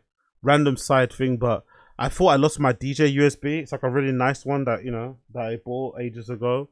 And yeah, it's the one that Dick's uses and stuff. It's a really fucking nice one. I thought I was gonna have to rebuy. I was like, for fuck's sake, another thing I have to fucking recop. But luckily I found it. I found it somewhere that I didn't even know I put it. You know what I mean? Luckily I've still got that, so I can get my record box sorted out, because I'm definitely gonna end up getting the, what you call it? What's that new mix? They've got a new controller in it, like an Alpha Veta, a new Pioneer one core. I think it's it's a Flex 4. It works with record box, because the one I had previously only worked with Serato, and I don't use Serato anymore. I mainly use a record box to, obviously, when I'm playing on CDJs. Obviously now I'll have a little controller I use at home to make mixes. But I'm gonna buy the new Alpha Veta Flex 4 thing. I think, is it called a Flex 4? I think it's called a Flex 4, right? I think it's a Flex 4. I'm definitely gonna fucking get that Alpha Beta. Is it Flex 4? Alpha Beta Flex. Is it Flex 4 or am I bugging? Yeah, it's Flex 4. It's FLX 4 anyway. So it's a DDJ FLX 4 I'm gonna go get, and that's going to allow me to kind of get back into the fucking market and start fucking playing again. You get me? Which I cannot wait. I cannot wait, because I've been kind of slacking with the mixes. I've been kind of slacking with the fucking stream. So be prepared. These are gonna come out soon. But I have given away my previous one already. I gave away my previous one, so now I'll be able to use this one, and this will. And I think this works with record box and Serato. But I used to have a DDJ SB3. That was the old school ones that only work with Serato. They don't. I think there was a hack. There was a bypass that made it work with record box, but they've sewn that up now. And I've got the latest record box. I don't have the older ones, and they don't work on my computer. So I basically had to sell it so I can use record box, because I don't want to have two. I don't want to basically manage two music libraries on two different apps. You know what I mean? That's fucking annoying. So I'll just have it all on one. And yeah, and I also love the interface of record box. I'm so used to it, because I use CDJ so often when I'm playing out and stuff. So I can't wait for that to happen. I cannot wait for that to happen. Soon come. We be back on those streets. Popping it. You get me? Anyway, talk about popping it. Talking about fucking popping it. What the fuck is my guy Adam Paul up to at the moment, actually, regarding Kaiman? Let me check out what they're up to. What are these guys saying? What's Adam Paul up to? Adam Paul is out here, somewhat complaining? Is he complaining here? Is this a complaint? My face when I get DMs from random people who don't even follow me asking for guest lists for tomorrow in Barcelona. I don't know about these type of posts. I'm not gonna lie. I like Adam Paul, but I'm not sure about these type of posts. Because is this like a humble brag? Are you flexing that you got people begging you for guest lists because you're a DJ and you play at this amazing festival? Because I think he's playing at Off Sonar, right? I think he's playing at Sonar. So are you kind of like humble bragging that you're playing at Sonar, you're in Barcelona right now having a fucking blast, and people are begging you for guest lists? Or are you trying to put this out there to get more people to ask you for guest lists? Because not enough people have asked. Because I've heard that before. Because me personally, I'm not the guest list asking person for the most part, right? I don't really go out there asking brand DJs for fucking guest lists. I think it's kind of losery behavior, unless you know them, right? Unless you kind of have some level of relationship, like you know the person, like. But if it's just like a random DJ, especially the ones that do the Berghain things, because there's some people that do the Berghain one where as soon as the Berghain program comes out, they'll try and find the DJ on the list that's maybe the least known, reach out to them and try and see if they can get on the guest list. I think that's some scummy behavior. Number one, because the DJ that's playing most likely knew about the booking months in advance and gave those spots to their actual friends. And secondly, it's like, yeah, what the fuck are you doing? You know what I mean? Just queue up and go there like everybody else goes there. Do you know what I mean? You don't need the fucking guest list. Like, you're not that important. Like, relax. But I also think there's some DJs that kind of enjoy it. They kind of enjoy the whole drama. They kind of enjoy the whole fucking game, the theater of it, right? People kind of asking you maybe saying no. Like they just kind of enjoy it. Weird people. But I think they slyly enjoy or get off on people asking them to, you know what I mean? To put them on a guest list. It's just strange. Because I feel like something like this I would never do, because it's just going to encourage people to get in touch with you. You know? Like, complaining about people DMing you for guest list entries is going to do just as bad damage as you asking people, hey, do you want to put on a guest list? It's going to get mad people in your DMs, but maybe he wants it. Maybe he wants it. Maybe he likes it. Who fucking knows? But big up Adam Paul regardless. He's out there doing that thing. What's my guy Rampa doing? What's my guy Rampa doing out there from Kind of Music? Rampa's out here performing a couple of nights. He's up there playing. Oh, look at this.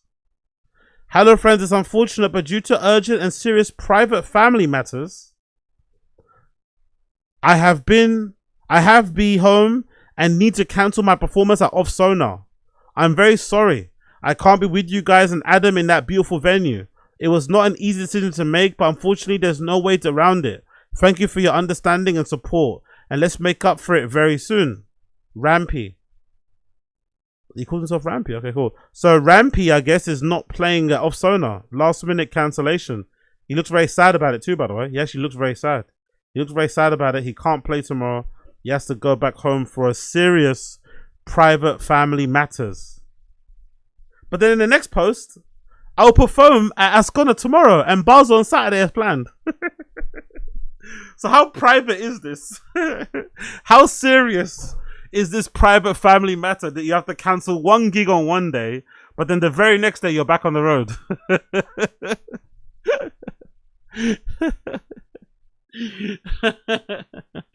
I think they're lying, man. I think he's lying. I think he just can't be bothered. He just can't be bothered. Maybe he woke up that day just too hungover, tired. Maybe he wants to go to a gallery. Maybe he wants to meet some bad bee that slid in his DM and wants to go on a date. I don't know. But this doesn't make any sense. You've got a private family matter that doesn't require you to stay like a couple of days. Just one day. You got a 1 day private family matter you have to kind of deal with. That's so serious that you have to cancel an Off Sonar gig, which is a big, you know, a big cool gig. A lot of people love to go Off Sonar and shit. I think that's kind of weird. I'm not gonna lie. I think that's kind of strange. I think that's kind of weird. I love also the contrast in the faces, right? One of them, he's got like his face looking all sad. He's got the breaking heart emoji. He's got the little frown. Like, this is a grown ass man, by the way. This is a grown ass man. He's probably like in his 40s. This is a grown ass man in his 40s frowning on the camera. And then the next slide, the next story, he's like, oh, playing next, but I'm playing tomorrow. No problem. Family matter, all good. Playing tomorrow. Smiles, kisses. Tschüss. What do they say in German? Tschüss, tschüss, or whatever. Oh, legend. Big up Rampy. Big up man like Rampy. Absolute legend. Serious private family matters. But I'm playing tomorrow.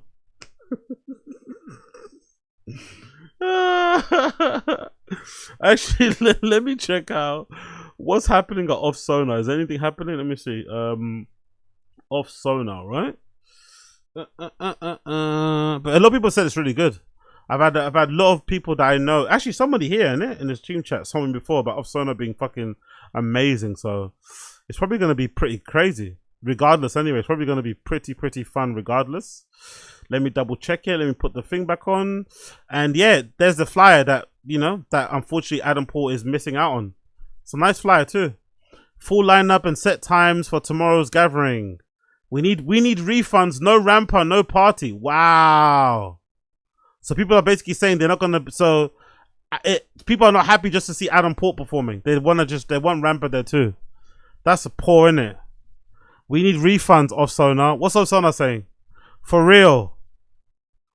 Literalmente, which means literally, I'm assuming. What's this person saying? Se puedo solicitar la devolución de la entrada. Someone says here, justo en el día de la fiesta y la cabeza de cartel dice que no puede ir da devolución. I guess they're not happy. Can you request a refund? Jesus Christ. Everyone wants refunds. Rah, look at what Rampy's done. Rampy's cancellation for private family matters, quote unquote, has caused mass refund requests. Everyone wants a refund. I have 4 I need to get rid of. Fucking, is Adam Paul that poorly fucking received? Rah, Ted. But I think I've copied that with my logo. Do people hate Adam Paul that much? Is Adam Port that fucking is Adam Port that kind of not that well thought of? That Rampa cancelling is making everyone refund because Adam Port's still gonna play, right? You're still gonna get 1/3 of Kind of Music will still be there, And most likely he'll get somebody in to kind of cover for him, to cover for Rampa. But people are like, nah, fuck that, I want a refund. I came to see fucking Rampa and Adam Port. Not Adam Port by himself. It's funny because there was a point where Adam Port was like the Beyonce of fucking Cali music, isn't it? Especially with these remixes and stuff. There was a point where he was considered the best DJ. Then it was Rampa for a bit. And now I think it's Anmi. There's always a time where one person's kind of the main guy. But it always felt like Rampa, Adam Port was the main guy everyone kind of was like drawn to. But I guess not. Everyone in the comments wants a refund. Jesus. Reembolso the miss 99 euros. I think that means refund my 99 euros. I'm pretty sure, right? Yeah. that's a good word, isn't it? Reembolso the miss 99 euros. Who is Team Germany? Jesus Christ. Everyone's pissed, bro. Everyone's pissed. So yeah, that's what's happening over there. Let me quickly check out their fucking stories before we continue. Will they offer refunds? I guess we have to wait and see. What's this? Off Sonar things, yeah? Doors open tomorrow. And Poble Espanol is already glowing. See you at the dance floor.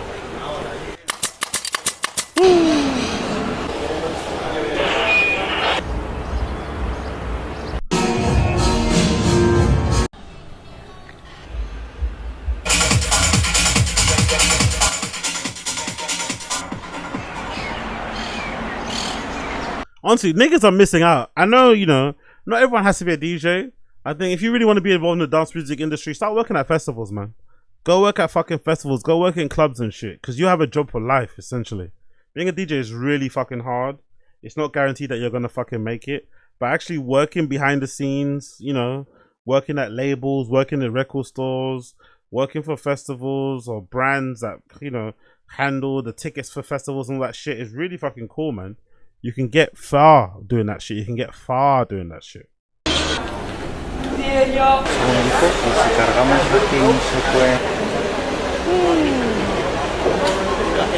A lot of production goes into this, isn't it? A lot of attention to detail goes into it. A lot of work goes into setting up fucking Sonar.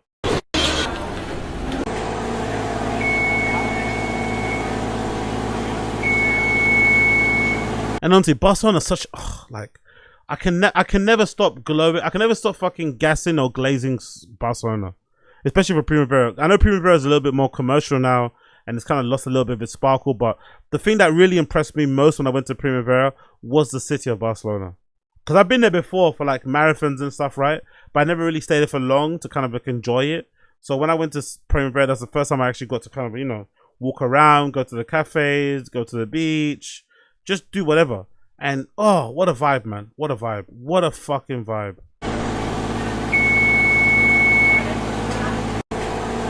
And it's a little bit more touristy than a city like Madrid, right? It's kind of built to like party and have a good time in, but it's still not as maybe as messy as a place like Marbella or like, you know, or like fucking Ayia Napa and shit, you know? It's not as messy as those places, but it's still built in a way where, hey, you know what I mean? You can drink here. Like those guys I think that's the first place I encountered those guys in the park that just sells beers. They're usually Indian. Those guys in the park that just have like bags of ice and beer inside, and they just walk around the park and sell you a tin for like a couple of euros or something. You don't even have to move. You don't even have to move, man. Just some random guy rolling around on his e-bike with fucking a whole fucking, you know, little fucking cooler of beers. Like, oh, such a good time. Usually the little kind of like Coke can size Heinekens.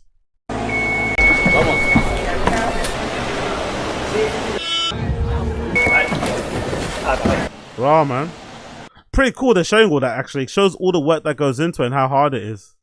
Loads of fucking people playing. Mal P's got a set there as well. Baddest Behavior, Off Sonar featuring Mal P. 9-hour set of Mal P. Really? I'm not gonna lie, I didn't know he had 9 hours in him, man. I like Mal P and some of his productions. That's actually a cool flyer. I like Mal P and some of his productions, but I didn't know Mal P had 9 hours in him.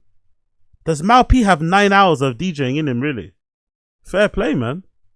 Fair play to Mal P. I didn't know he had 9 hours of DJing in him. Oh, that's pretty cool. I like that. Is he completely naked in that picture? That's pretty funny. There's a lot of first trapping involved here.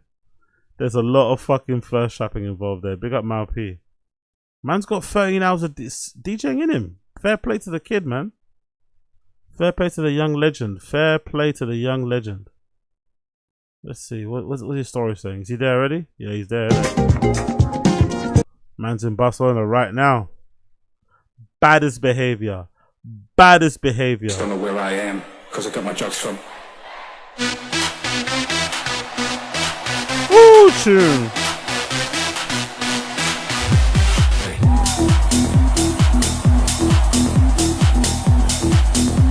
Fucking hell, Miami, bro. Miami know how to put on a show, innit? Look at the lasers. Look at the fucking smoke machines. Look at all the random structures. Oh my god.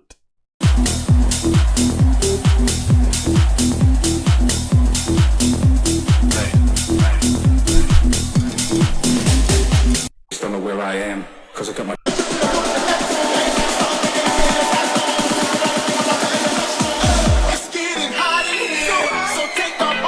Oh, sick.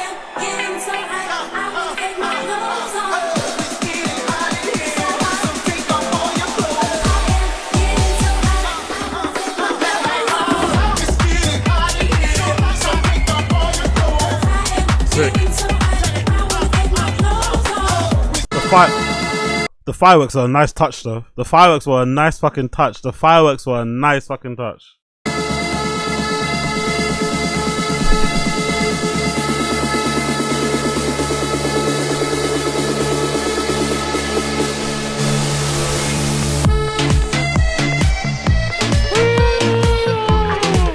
Yeah, he's got 9 hours in him. I'm sorry, Malp. I was unfamiliar with your game. Sorry, Malp, brother. I was unfamiliar with your game. He's definitely got 9 hours in him. He's definitely got 9 hours in him.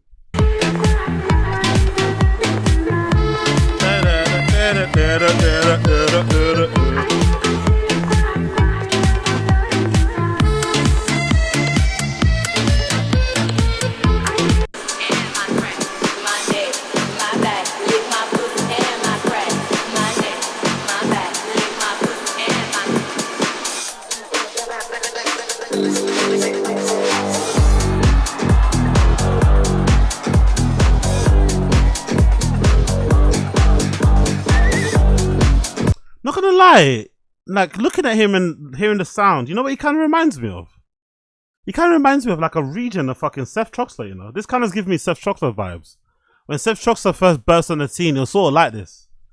It was kind of very, wouldn't say, it can't take the right word, it kind of covered a broad range. It was everything from deep house to minimal to tech house, you know, to some trancier stuff. Like he played everything. Now obviously Seth Troxler's a bit washed. But when he first came on the scene, that's what kind of made him interesting. He was able to play that he wasn't afraid of playing some absolute bangers. Wasn't afraid of playing like a good little kind of, you know, an edit, a remix of a popular track. But also would play the like underground shit that people would love to hear, you know? He kind of reminds, I don't know, he's kind of giving me Seth Troxler vibe. Malp.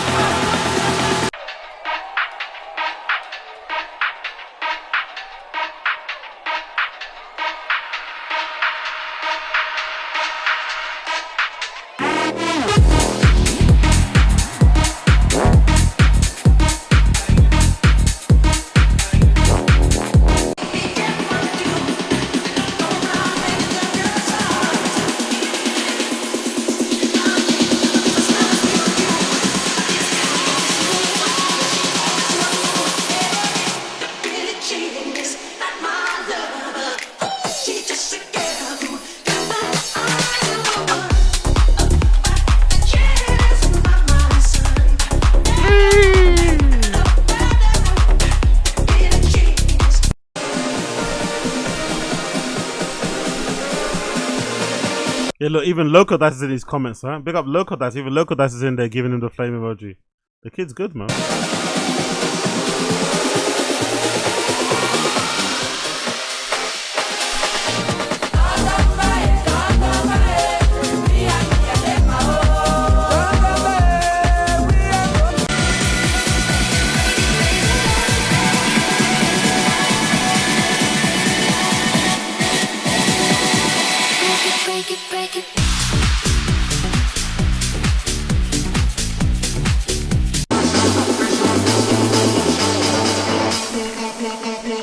I was gonna say people that are gonna miss out on Rampa playing alongside Adam Port probably should go to see Malp, but I would assume if you're like a Rampa fan, you're not gonna be a fan of Malp, innit?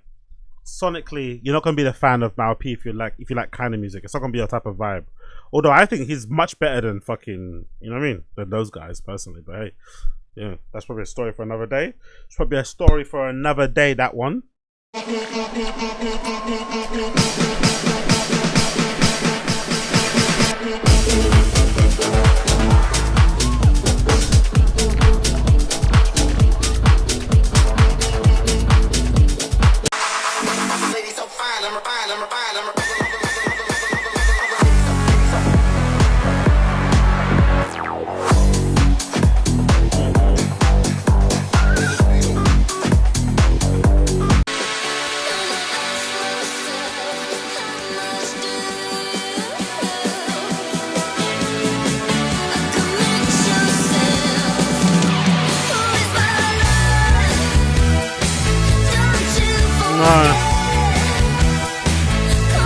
Yeah, he crushed it. Let's not lie. He fucking destroyed that place to fucking pieces. So what we're gonna do now is get into that bounce. Here we go. Give me that bounce.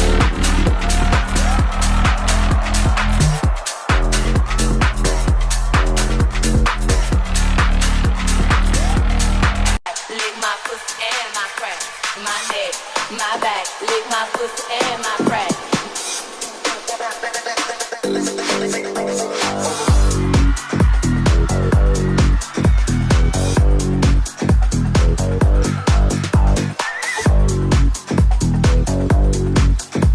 Actually, one of the rare ones I've seen of these kind of like super popular DJs where the phones are out, but the vibes are still immaculate.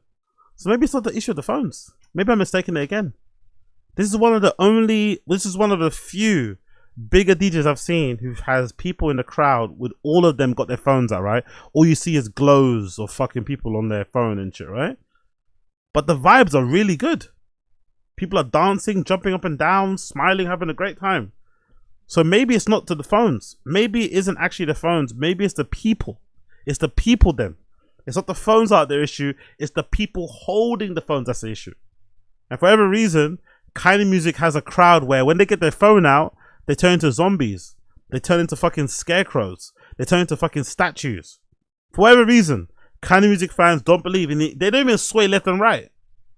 Kind of music fans, when they get their phones out and record fucking sets, they just stand there. It's like fucking statues still, frozen in time. They can't even sway. They can't even fucking bop their head to the beat. Tap their fucking feet. Nothing. Just standing there recording. Killing the vibe. Whereas Mouthpiece crew or Mouthpiece crowd, they're out here jumping up and down, mate. With the phone in their hand still. Love it.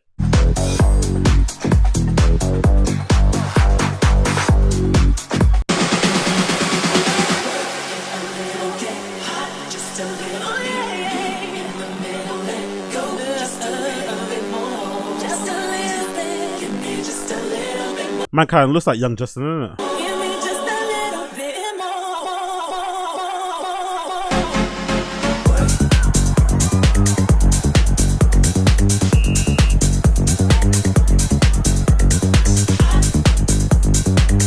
Fucking, there was a lot of fucking things going on, innit? A lot of if you suffer from fucking what's that thing called? If you suffer from overstimulation or whatever that term is, probably don't go to these events because there's so much shit going on. There's that screen, there's fire, there's fireworks, there's smoke machines, there's Malp probably being a bit too excessive on the fucking effects and shit. There's a lot going on these shows.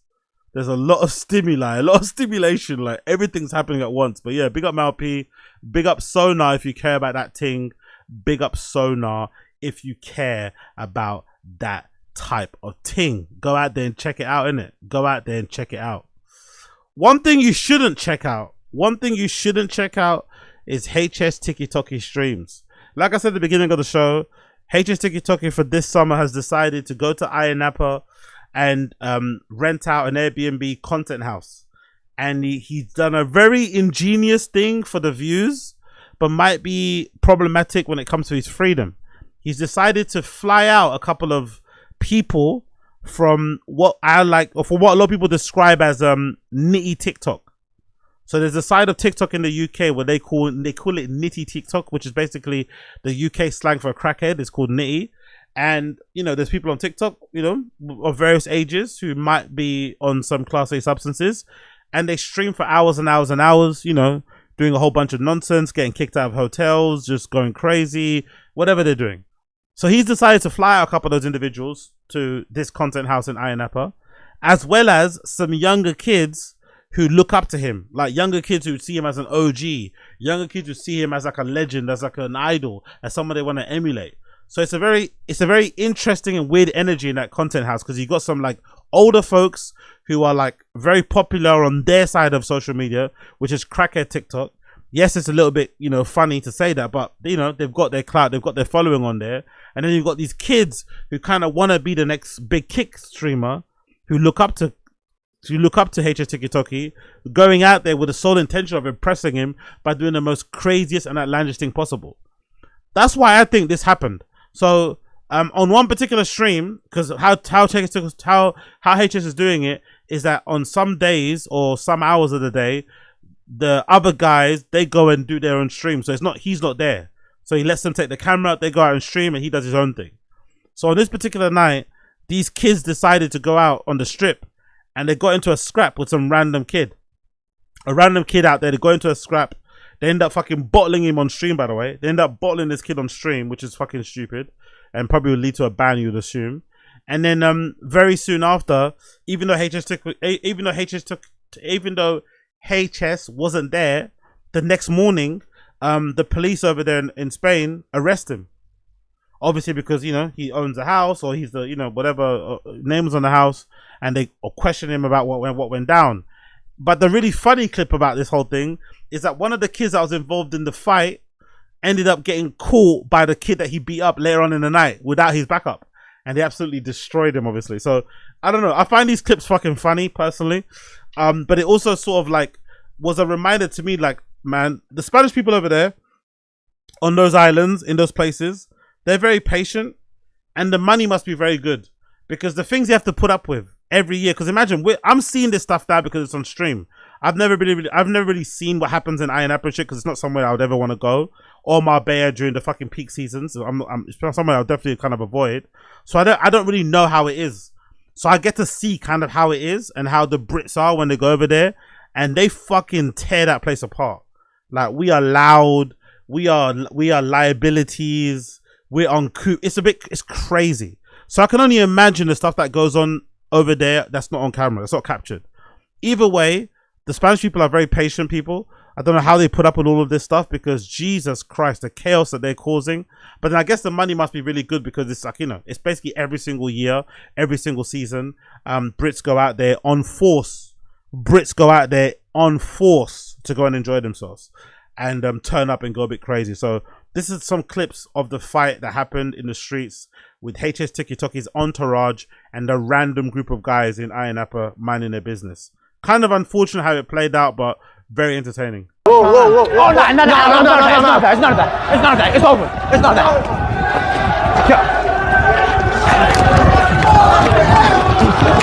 Are you fucking mad? Fuck off. Fucking mad. Fucking muppet, bro. Yo, we out. Man got bottled, you know. They bottled him on the head. Fucking crazy. But I've not seen someone get bottled in many years. Remember, I used to see that quite often in Wetherspoons. I wonder why that changed. Oh yeah, I was thinking why it changed. I think it changed because they started to give you fucking plastic cups. But I remember Wetherspoons. If you went to a Wetherspoons every weekend, especially the area that I used to live in, or, you know, I'm kind of around, you'd always see people getting bottled. But I don't think I've seen someone getting bottled in a long time. It's been a long time since someone get bottled.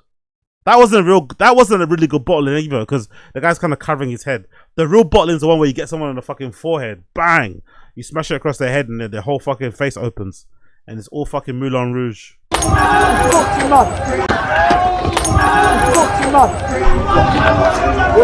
Fucking muppet, bro. Yo, we out. Come. Yo, we out. I come. Yo, we out. Yo, Sonny. You got my phone. Yo, Sonny, pull up. You got my phone. We out. Yo, Sonny, we out. Yo, we out. Come, bro. Fuck that. Yo. Fuck that. Yo, we out. Yo, get we out. Put the camera down. Put the camera down. Come. Fucking muppet. Put the camera down. It's too late for that, mate. Yes, bro. Fuck that.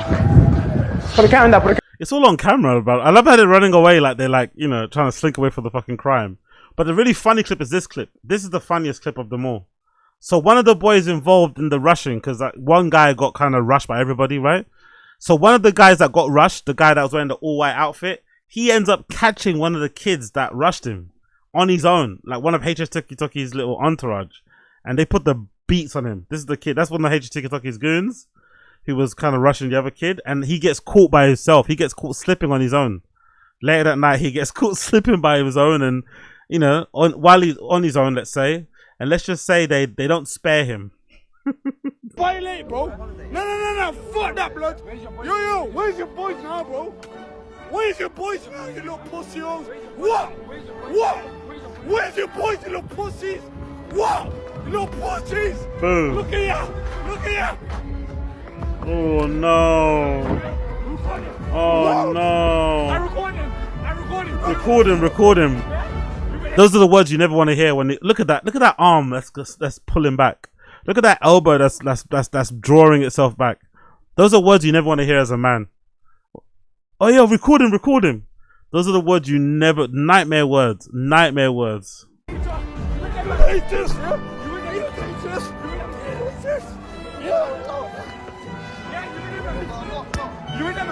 Yeah.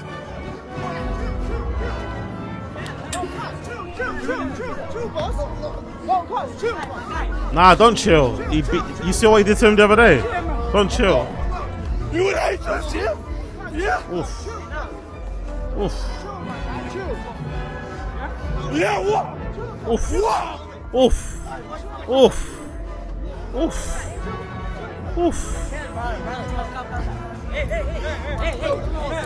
Look what he done to me.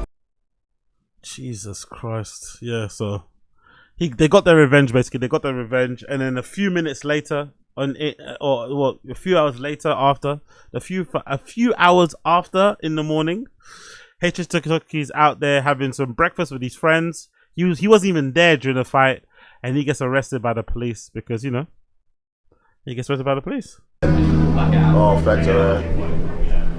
Oh no. This looks like a proper fed job as well. Yeah. Hello, sir. Hello. Welcome to the police. We would like to Don't film them. check your IDs, please. Don't film them.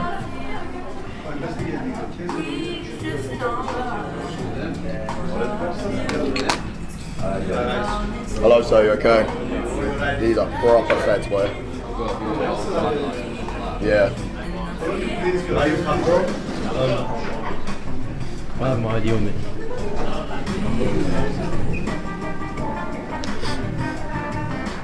I don't have my ID on me. Okay, that's our plug. No. Our plug's in.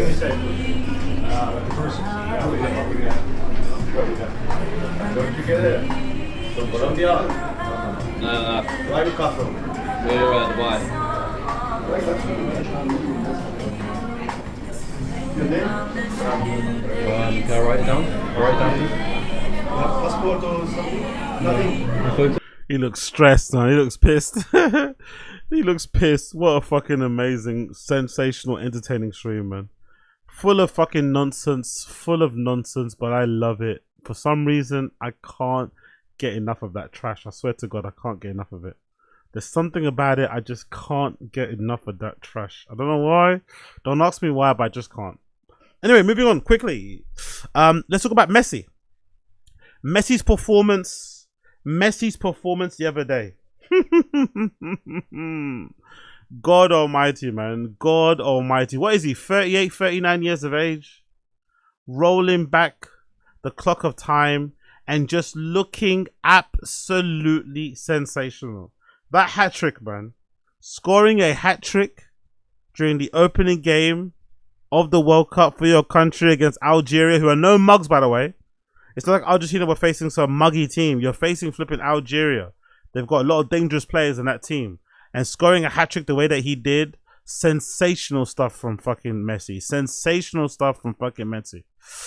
If I had to pick a favorite goal in that performance or in that hat-trick, I think my favorite was the last goal, the third goal. The third goal is my favorite because that was a quintessential Messi goal in terms of the approach play, in terms of the pass out wide, in terms of the cut back into the middle of the park, or the middle, or yeah, a cut back into the middle outside the box, just outside the fucking D, and then the fucking, you know, the shot into the corner. Like, there's something about Messi when he hits the corners, it's just inevitable. The way he's able to smash the balls, sometimes into the side netting, it's fucking freakish. There's actually a clip of him going viral now on social media where he's doing some training with the substitute goalkeeper and he's hitting these free kicks high into the fucking side netting and bending them into, like, the keeper's got no chance of saving him. He's a fucking freak, man, like absolute freak. And what I'm really loving about Messi now is that he doesn't have the acceleration that he once had to get past defenders, but his mind, his ability to kind of like receive the ball and move 2 or 3 steps, you know, while you're still deciding what to do, is making him look fast. So his speed of thought, even though his legs aren't as quick as he once was, he doesn't have that acceleration anymore. Oh no, he doesn't have the acceleration. He doesn't have that long burst of pace anymore. He still has a bit of acceleration in 5 yards. He can still kind of get away from you. But the thing that I like the most about him is that quickness of thought. It kind of reminds me a little bit of Teddy Sheringham, where Teddy Sheringham as a striker was never the quickest, but his speed of thought, his mind was able to get him in positions that afford him the space to get a shot on goal, to score a goal, to be dangerous. And that's exactly what Messi did. And yeah, an amazing performance. He's playing a lot deeper now. He's not as far forward. I also think the team aren't playing just to make him score. If anything, he's playing to assist the other players. But in this particular game, the chances just fell to him. Whereas, you know, like in Portugal, it's pretty obvious that they're trying to force Ronaldo. You know, they're trying to like get him to score. Where really, I think Ronaldo will shine a lot more if he just plays as a part of the team and kind of just contributes. But they're trying to force a little bit too much situation. With Messi, I feel like the team is just playing and he ends up in positions that are advantageous to him where he can kind of score. But they're not trying to force it too much, which I think is really helping. And plus, Argentina's team is stacked, you know? They have a lot of dangerous players in that team. They don't, in that nation, I mean, they don't just need Messi to kind of turn it on. They've got a lot of players, especially on substitute bench, that they can kind of call from. But that performance was fucking crazy, man.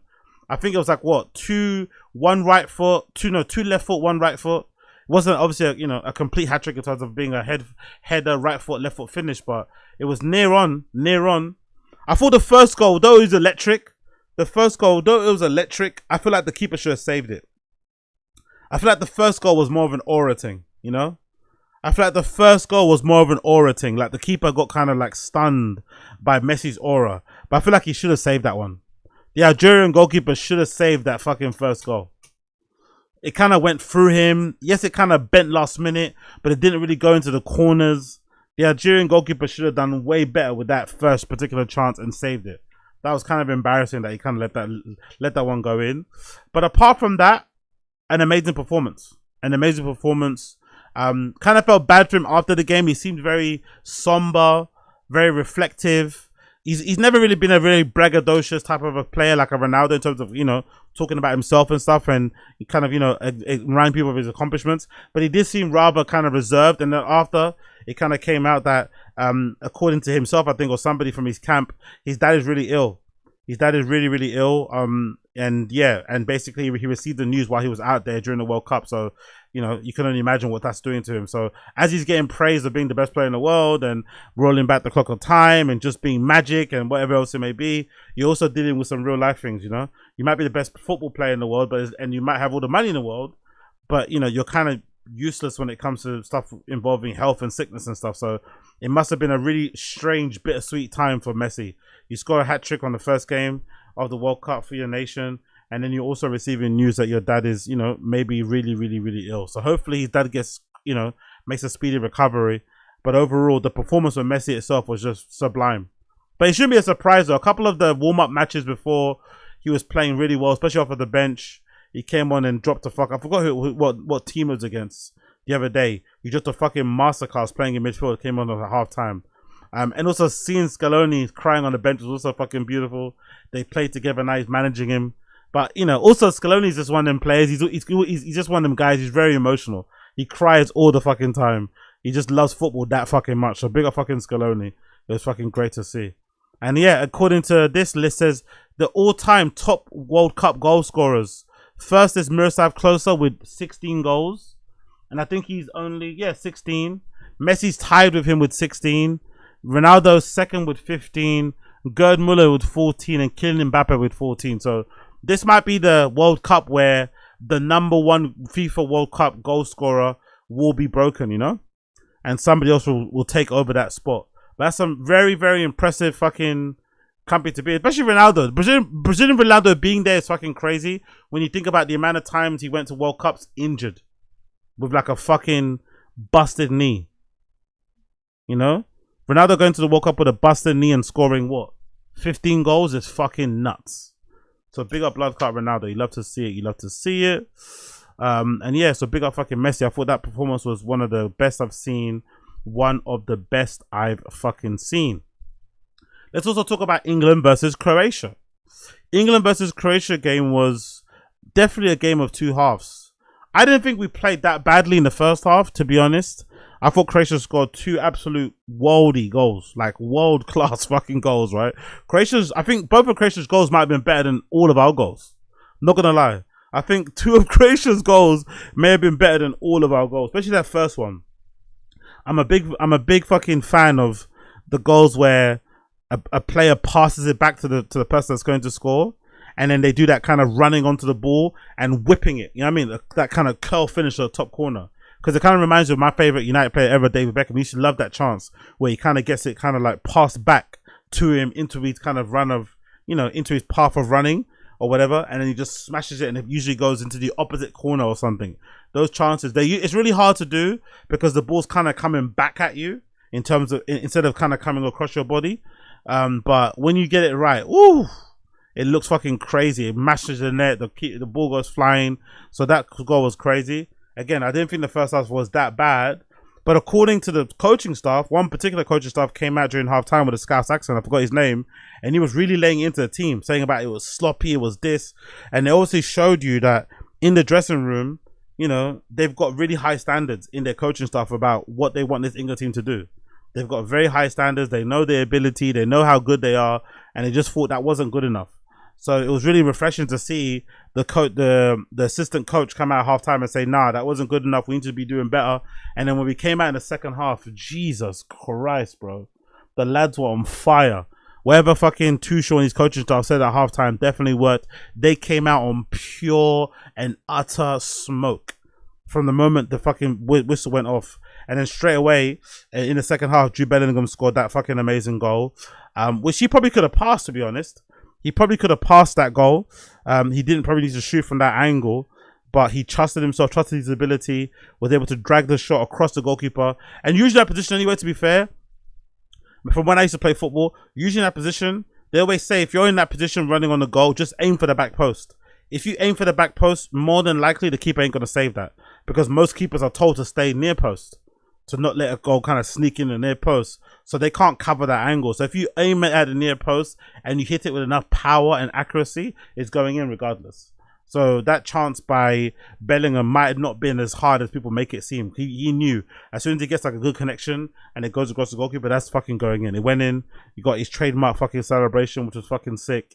I love the substitutions, by the way. Oh no, let me go back to the Noni Madueke might be my man match. I know Harry Kane scored his goals and was obviously all over the pitch, kind of holding up the play, doing good striker play up front, shots on target, defending at the back, tracking back and shit. He done really well, Harry Kane. My man in the match might be Noni Madueke, slyly, especially considering the amount of stick Tuchel got for including him in his team selection. Noni Madueke was a big threat throughout the entirety of that game, man. He did a lot. He caused the penalty, if I'm not mistaken, that one had to get retaken. which we might have been a little bit lucky on, to be honest, because Kane's first penalty was pretty shit, but he recovered and redeemed himself for the second one. But I thought Noni Madueke was excellent. I thought Noni Madueke was really good, man. Offered a really good outlet on that right hand side, cutting in on his left hand side. He delivered a lot of decent balls with his right foot, by the way. Looked a little bit ungangly, looked a little bit weird, you know, crossing the ball with his right foot. But he was dangerous on the outside and the inside. He was really fucking good. I like Declan Rice's set pieces. Maybe like match performance wasn't the greatest on, you know, in free play. I don't think he played that well. I think Elliot Anderson definitely impressed in midfield. I think that performance for England in the first game of the World Cup is only going to increase his value. I think at the moment they're saying Nottingham Forest are quoting Man City like 150, I think, or 120 million for him, Elliot Anderson, which is probably worth it considering his age and his profile. He's only gonna get better. He's he's a brilliant player, to be completely honest. It makes sense. If Declan Rice, I think, went for like a 90 odd, right? And they're kind of like in the same sort of category. Obviously, Elliot Anderson's a lot younger, so yeah, he looked really good. The Jones and Konza back pairing, I'm not too sure on. Not gonna lie, I'm not too sure on that pack pairing. Maybe I have to see more games. On one more game to kind of get a good idea on. Anthony Gordon didn't really offer much either. I think he was kind of disappointed, to be honest. But again, Noni Madueke shone, Jude Bellingham obviously shone, Harry Maguire shone, and of course we kind of punished them on the set pieces too.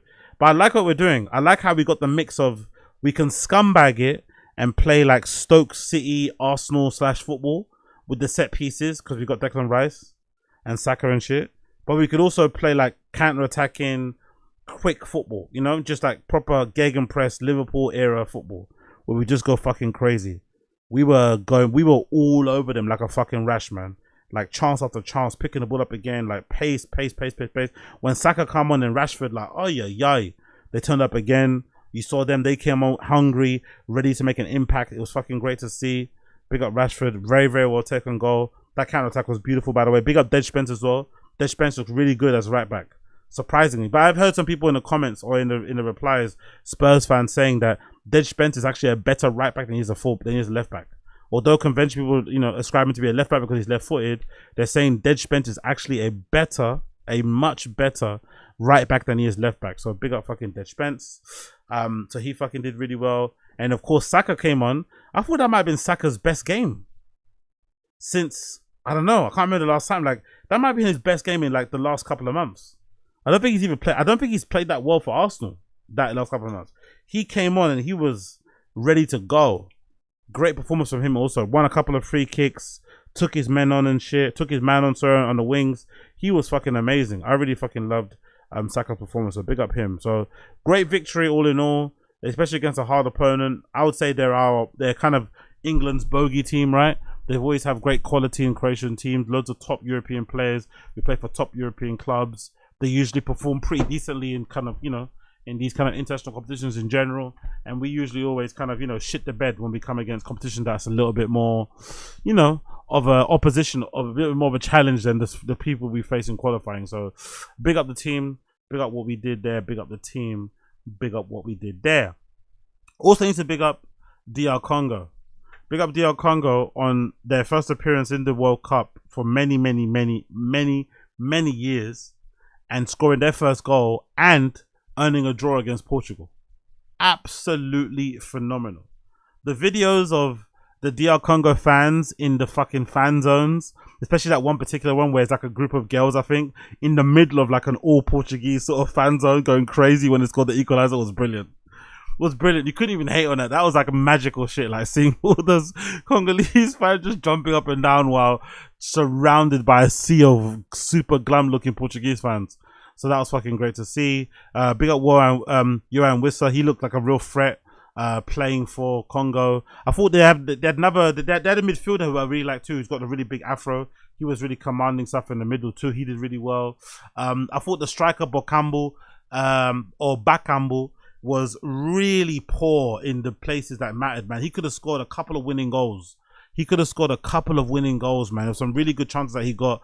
But I think overall, when it came to like the chances in the areas where it mattered, sometimes Congolese players were a little bit too erratic, you know, which makes sense because it's the first time being on that stage for a long time, the nerves, the occasion, the pressure. So maybe once this game is out of their system, and they've kind of got settled, and they kind of, you know, believe they belong to be there, and, you know, everyone's kind of chilled, maybe we'll see a lot better performance, a lot better quality on the ball in the final third. That's the guy, yeah.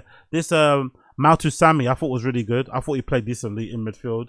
Had to hold it down to himself for the most part in the center of the park. But Bakambu should have done more, man. Bakambu should have done more. There was some good chances that he got on the ball that he just completely fluffed and skied. They should have done a lot better on. Johan Wissa, of course, was always a threat. But I thought they could have definitely won the game towards the end. They could have definitely won the game towards the end. Johan Wissa's header, though. I think both headers were great. I'm still not fucking sure why Yao Neves seemed to score so many fucking headed goals. For a midfielder as short as he is, he seems to score a lot. He's really talented. He's really good at getting those positions. He's got great heading ability. For someone so short, he's got great heading ability, Yao Neves, man. He scores a lot of fucking headers for somebody that looks like he might be like 5'3" or something. Or 5'5", like, well done to him. And then Johan Wissa's header, I think, was way more impressive because I personally think he kind of mistimed his jump. I think he may have jumped a little bit too soon. He may have kind of, you know, by like half a second or whatever. He might have mistimed it. So he had to kind of get over it, you know, and not let it kind of go over the bar. And he somehow was able to keep it under the bar, and it kind of looped over the goalkeeper. Really good header, really good header. He got up really high to get it, and he fucking killed it. But one person who didn't kill it is the guy that you see here in that thumbnail of that video.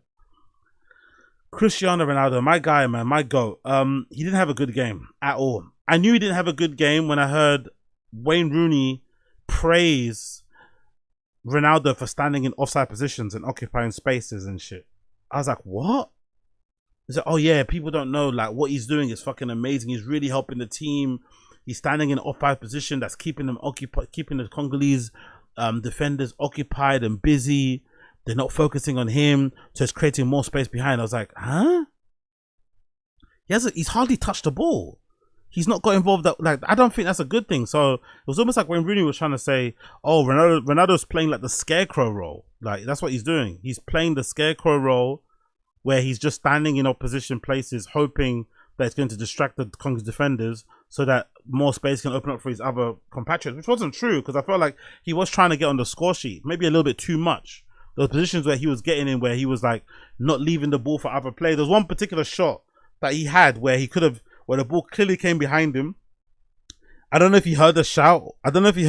Behind him from Bruno Fernandes, but the ball was clearly going behind him. There's no chance he would have been able to score that. He should have let that one go and let Bruno kind of like run onto it and try and hit the target. He said he tried to do it because, you know, Ronaldo likes to score goals. He wants to break the records and shit. He wants to score the 1,000 goals very soon. But I thought it was a little bit, you know, unnecessarily selfish in that regard. But I'm hoping, because, you know, Ronaldo's my GOAT. I love him and shit. I'm hoping it's just one game. Because he is inevitable, Ronaldo. Eventually he will fucking, do you know what I mean, start his engines and start fucking suing all over the place and, you know, doing that fucking smirk into the camera. You know, eventually he will. He's fucking inevitable. But that game against DR Congo, it was like he wasn't there. They might as well be playing with 10 men. He wasn't there at all. He was fucking awful. Awful. And probably very lucky not to get subbed. I'm assuming Roberto Martinez didn't want to sub him just in case he was able to kind of pull out something out of a hat and score a fucking shot from 40 yards. But, you know, I don't know.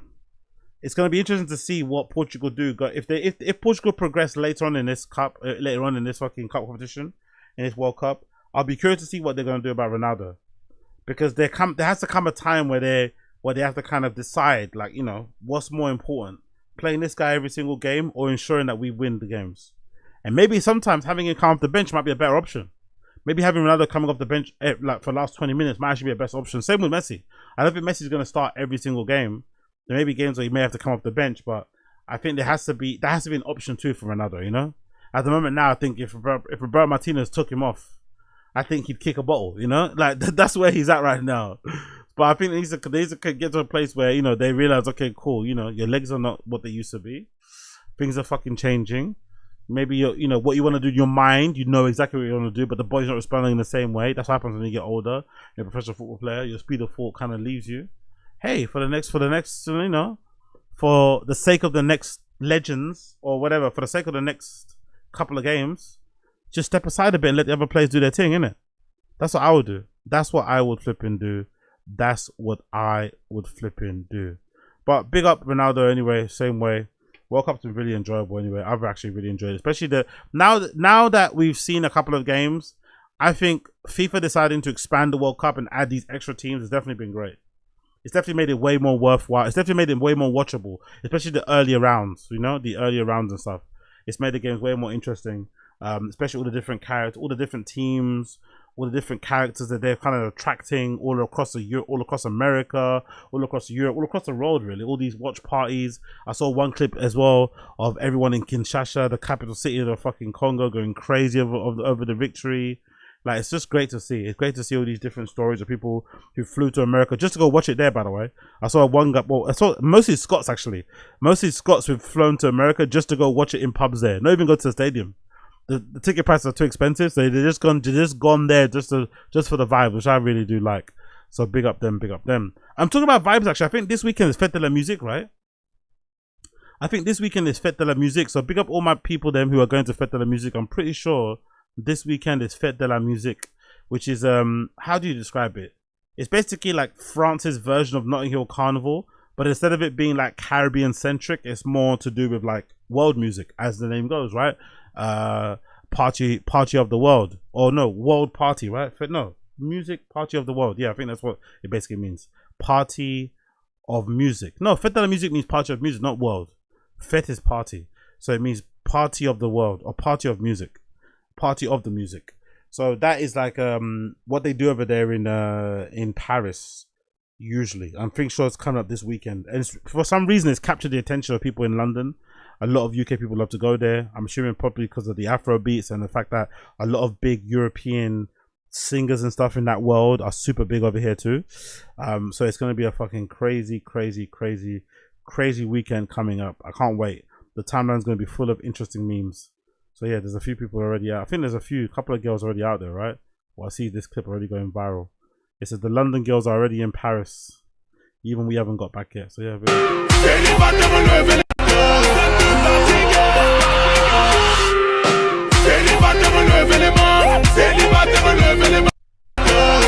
Fair play to the Fête de la Musique. Fair play to the Fête de la Musique. Interesting to see everyone out there doing their thing. God almighty, who the fuck is that?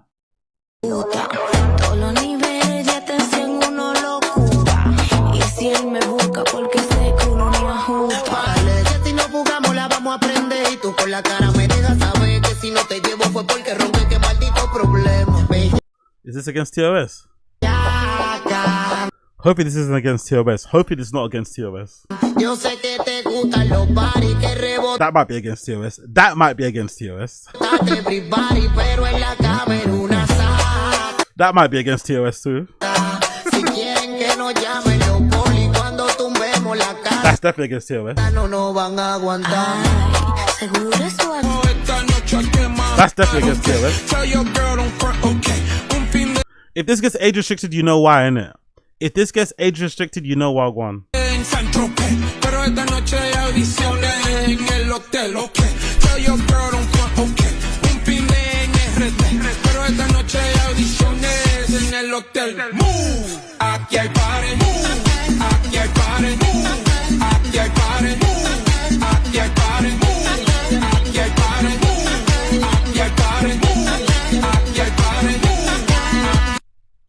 Yeah, if I get age restricted, you know what, Guan. If you don't see the stream again later on today, you know what happened. You know what happened. You know what happened.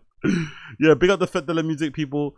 Big up all my people going to Fête de la Musique. I'm jealous of you. I'm jealous of you. Have fun, but be safe, okay?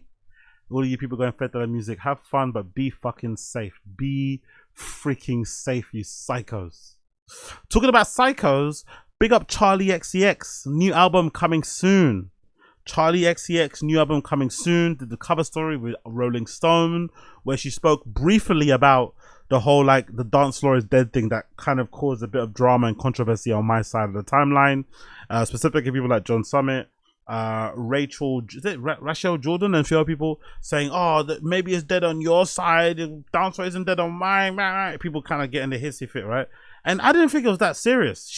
I don't think she meant the dance floor is actually dead. I think she meant more in terms of like what she's currently doing, her new direction. It's not about dance music. right? She's making literally, you know, one of the tracks is called fucking rock music. It doesn't sound like rock music, don't get me wrong, but still, she's going a different direction to what she did on Brat, which was quintessential dance, nightclub music, right? There's still bumps involved, right? That's the main thing. There's still bump skis that are involved, but it's just a different type of area. This is a different type of genre, different type of vibe. So I never really got the fact that she was kind of disavowing nightclubs or saying nightclubs are over or judging anybody for still being in a nightclub. Like, I'm over it. No, it was more so, hey, for this new album I'm going on, or this new album I'm going to put out, this new journey, this new artistic expression I'm kind of trying to display, the dance floor are dead. The dance floor is dead, sorry, right? We're going back to instrumentation. We're doing some live band shit. We're changing up the aesthetic. We're just trying to freshen up a bit. And I think that's fine, because if she would have come through with a Brat 2.0, people would be pissed. Don't get me wrong. I, as a fan of her, wouldn't be, because I think Brat is like a, you know, it's a magnum opus. It's one of those albums where I'd love to hear her do another rendition of it, right? Now that you've got the experience of doing Brat and you've understood what you did, maybe there's some sample demos, stuff you want to do, new ideas. I wouldn't mind hearing a Brat 2.0. I'm not going to lie. I wouldn't mind hearing. Not going to lie. We kind of got it with the remix album. Don't get me wrong.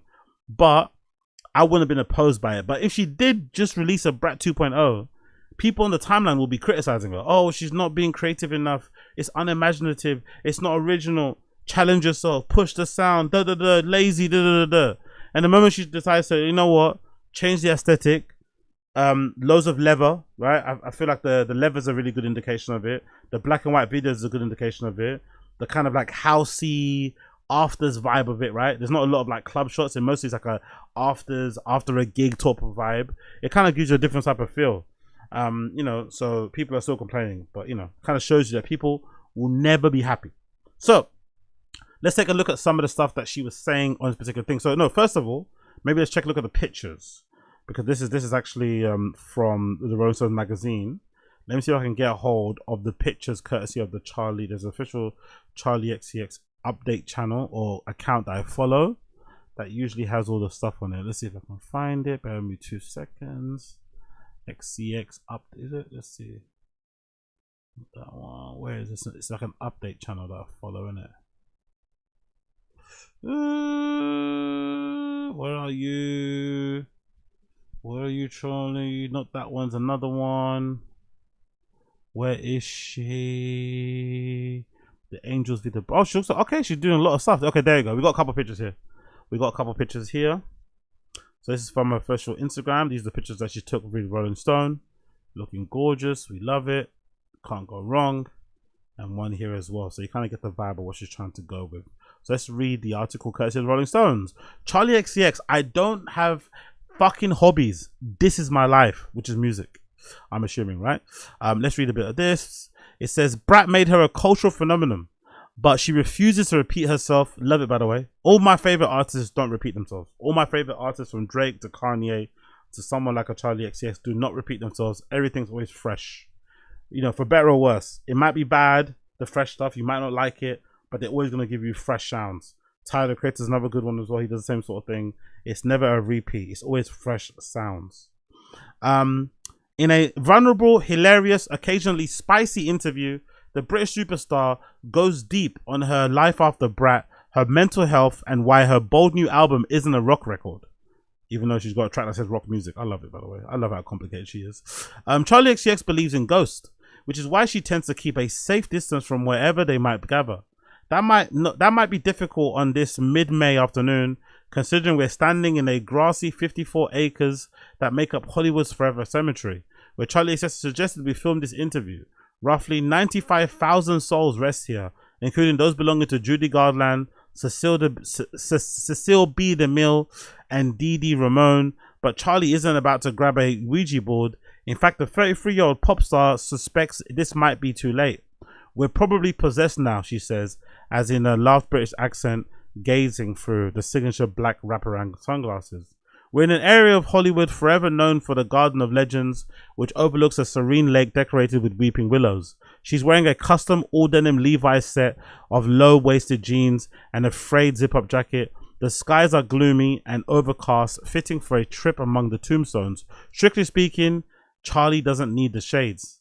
This is Charli's first time walking among the graves, but she first visited the property which regularly hosts screenings, concerts, and even yoga classes back in 2001, when she performed at the site's Masonic Lodge, while on a tour for a pandemic-era cult classic, How I'm Feeling Now. By the way, you can't be that afraid of ghosts if you're gonna go perform at a fucking, at a fucking cemetery.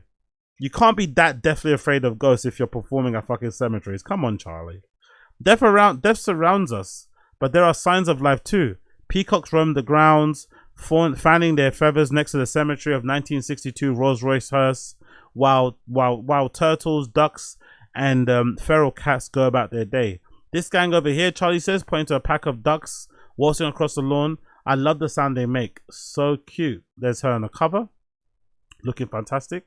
Tits fucking sitting there, cigarette in mouth, nice and cool. Love to see it. 4 days earlier, Charlie released Rock Music, the first taste of her up-and-coming album, Music, Fashion, Film. Great album title, by the way. Out on July the 24th. And also, I love the album cover. Right? That was also really genius. The song was a remarkable left turn from a 2024 dance pop masterpiece, Brat. A sharp yank to the steering wheel that gave the internet a brutal case of whiplash. As Charlie described or declared, the dance floor is dead. She sang in a fragmented auto-tone across distorted electronic guitars, but the message was clear. Now we're making rock music. Now we're making rock music. Anyway, it continues. The response to rock music was loud and mixed. Some fans loved the curveball. Others were convinced Charlie was poking fun at classic rock tropes. She sings about jumping off the stage and throws the TV out the window in the music video. Very funny prank, Charlie, posted one fan. Now, where's the actual lead single? I love needy, choosy, demanding fans like that, man. Honestly, I love it. They make being a fan of somebody really hard because they're really annoying. But I do love how they think they have a say so in what someone makes. You know, a true artist will never listen to their fans and what they should make. They make what they make. You like it or you don't like it. That's what a true artist does. But you know, I admire the effort from these fans where they're like, oh, you need to make this and this. It's like, shut up. Now, where's the lead single? Madonna subtly captioned a photo. If your dance floor feels dead, maybe you're playing the wrong music. More on that dance floor line and the whole rock thing in the moment. Let's go down. Oh, there's actually an interview too in video. The song's provocative nature and the fact that it's an intentional departure from Brat is a move straight out of the XCX playbook. All of my albums work in opposites, Charlie says. They repel against each other. And that's the connective tissue. Oh, I love that, by the way. All my albums repel against each other. I love that. Like fucking magnets. Drawn to each other, but also repelling each other at the same time. Boom, boom, boom, boom, boom. They repel against each other, and that's a connective tissue. She could have made Brat too, but to do so would be painfully boring, and so very not Brat.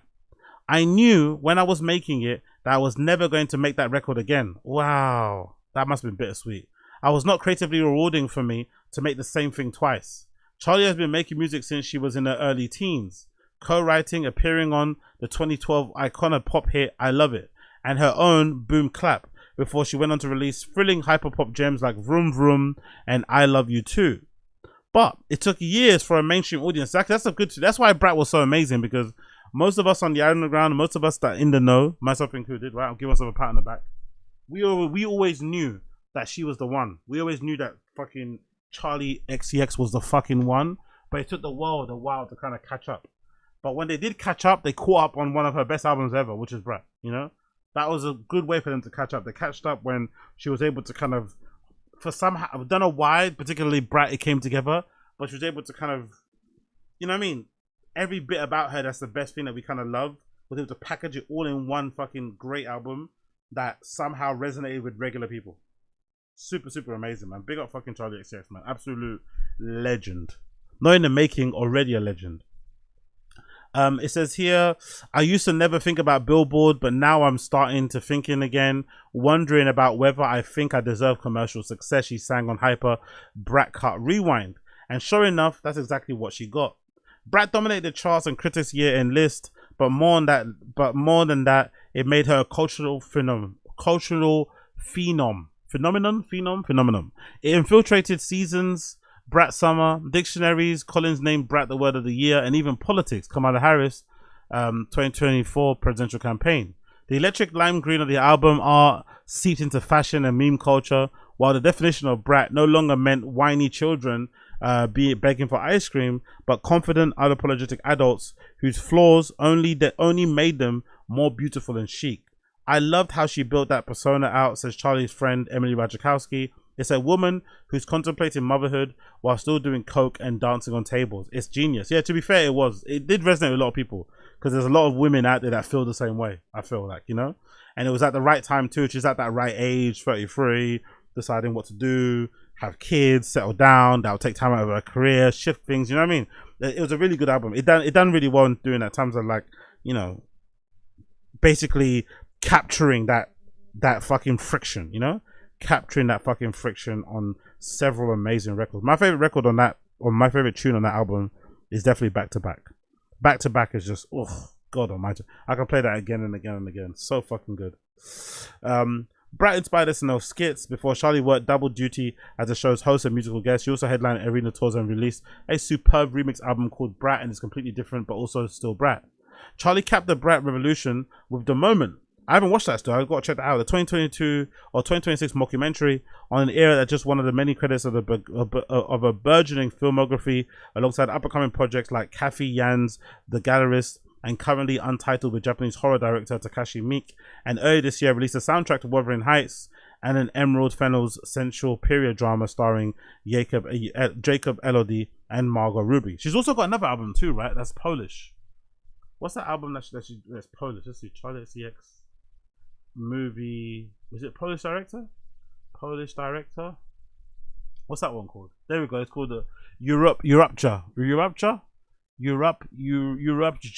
However you pronounce that. She's also got that movie out as well that everyone is fucking hyping and saying is good. It continues. She can't imagine taking significant time away from work, she says. I don't fucking have hobbies. This is my life. It's every single fiber of my being. Or as her collaborator and producer AJ Cook puts it, I can be a workaholic, but Charli's outclassed me on every level. Yeah, I love that about her, by the way. I love that. I love that if she's not out, you know, getting looks, getting papped and stuff, walking around, she's making music and probably doing lines of coke somewhere. I love that, by the way. I love that her life is just all art, all making music, and just looking good in clothes and hanging out with her husband. I think that's fucking cool. I think that's so fucking cool. I'd love that to be me, you know? I'd love that to be me. All you do is just make your art and drink. That's it. Nothing else really matters. The unexpectedness of the next album and taking it in a completely different direction just speaks to how much she's not worried about remaining unpopular, or popular, sorry. She's worried about staying interesting. I'm surprised it came so quickly. I'm not going to lie. I'm surprised she's dropping this so quickly after Brat.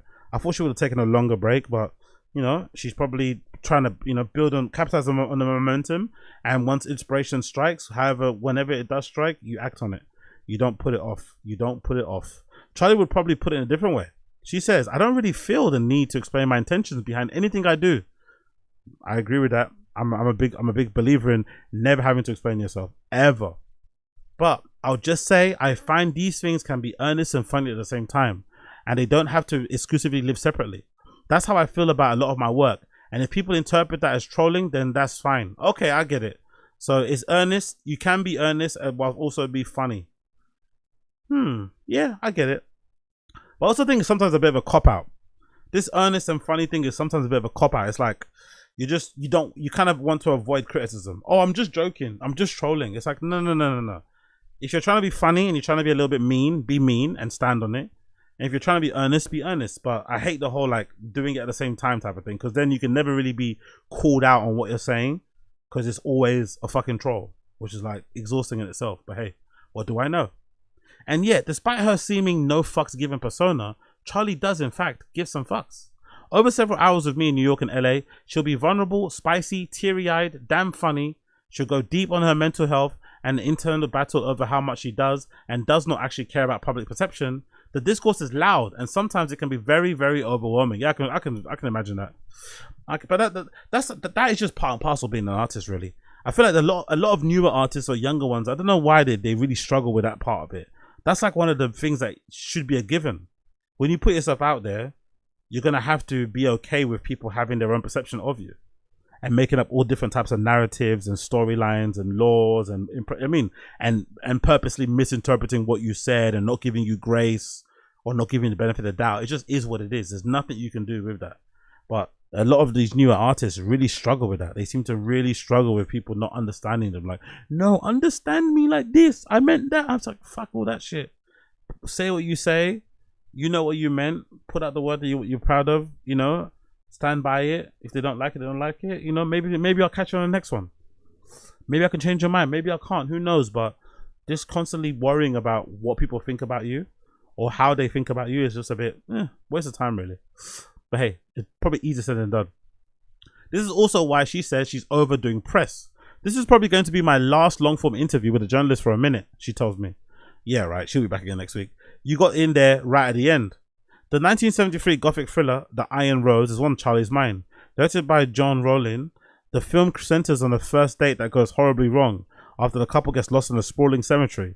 It's a dreamlike and lovely, except for the creepy scene involving a clown, and with a vivid 70s color palette and a pace that quietly builds tension. That's something quite romantic and strange when you come to a cemetery. It's like stepping into another dimension. Walking through the cemetery's gardens and legends, we pass the graves that Charlie's had on her mind, that's had on her must list. Jeanette Gaynor, the silent film star who was the first woman to win an Oscar for Best Actress. Jane Mansfield, who's actually buried in Pennsylvania but has her headstone here anyway. The cult filmmaker David Lynch, who died last year. As we walk by Lynch's epitaph, night blooming jasmine, after his own quote about his favorite flower and nostalgic love for Los Angeles. She pulls out her phone and shows me her background, a black and white still from the 1997 movie Lost Highway. It's pretty wild to have a cemetery that holds these historic people, she says. I'm not really sure what I believe in terms of the afterlife.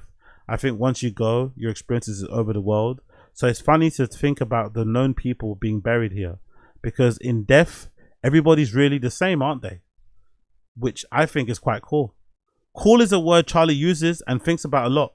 She's even wrote a Substack essay exploring the concept and contemplating the demise. Charlie also reviews films on Letterboxd. Those posts range from sharp criticism, Michelangelo's Antonelli's The Aventure, spectacular and haunting with landscape shots to die for, to hilarious takes, Invisible Man, oh my god, hun, he's literally right there. Her letterbox also offers insight into what her husband, George Daniel, the drummer of the 1975, has been digging. He recently saw Mean Girls for the first time and loved it. I'm definitely not a snob when it comes to movies, she says. Same. I'm the same, by the way. I think actually having cool movie taste is being able to enjoy stuff like Mean Girls and, you know, some highfalutin Italian movie. I think that's actually good taste. Having good taste is being able to enjoy trashy reality TV whilst also being able to watch an art house movie, you know? Or like a really fucking navel gazy documentary or something. Like that's really having good taste. But hey, what do I know about taste, eh? My taste is all over the place, Charlie says. My taste is all over the place. My dream weekend is getting up late, watching like 4 movies back to back and ordering food. Oh yeah, she's just like me for real, isn't it? She's just like me for. Big up Charli Xcx and big up George Daniel. Love to fucking hear it. My dream weekend is getting up late, watching like 4 movies back to back and ordering food. It's like escaping into another world. She got a burgeoning acting career too, including a recent acclaimed performance in P.O.'s Europjaka. Sorry, my Polish people for the bad pronunciation. Where she stars as a tourist in Warsaw who abandoned her boyfriend for a childhood friend after fearing he might propose. I'm desperate to learn and experience a wide variety of things on set, she says. I want to soak everything up like a sponge. I love that, by the way. I love that she's exploring acting because she's very funny and very charming, so I love it. Although, unfortunately, it feels like she's just playing herself in most of the movies she's been in so far, right? The mockumentary, of course, and this one. Just like she's playing a version of herself. Maybe, you know, maybe let's explore some range, or maybe not. Who knows? She looks fucking great, though, doesn't she, innit? That's a good-looking lady. Very, very cool as well. That's the main thing as well. Good-looking lady, but she's so fucking cool. She sings about acting on a new album, including One Dizzying Delight, where she claims she doesn't feel embarrassed, even if I suck, and yet there's that internal XCX battle again. That push and pull between caring about and not, which she struggles with, of a glitchy instrumentation. Am I being fucking stupid if I try to be a girl on the screen when I'm turning 34? Yeah, but it's fun, innit? Why not? It's for the law. For the love of the game, it's for the law. Like I think you should always do stuff for the love of the fucking little chit chat you might have in the bar, randomly someone and ask you what you do. You know, I think just doing stuff for the sake of being able to drop. Oh yeah, that you went on a fucking trip to the, you know, to visit the monks in Tibet or something. that you fucking rode a motorcycle across China. You did some salsa in fucking South America somewhere. You did capoeira in Angola. Do you know what I mean? I think just doing stuff for those conversations is worth it. Doing stuff for those little conversations that you might have in the bar somewhere is more than worth it. Or in the fucking queue at Tesco Express. Worth it. Brat drew praise for his conversational lyrics, extreme vulnerability, and she digs even deeper here.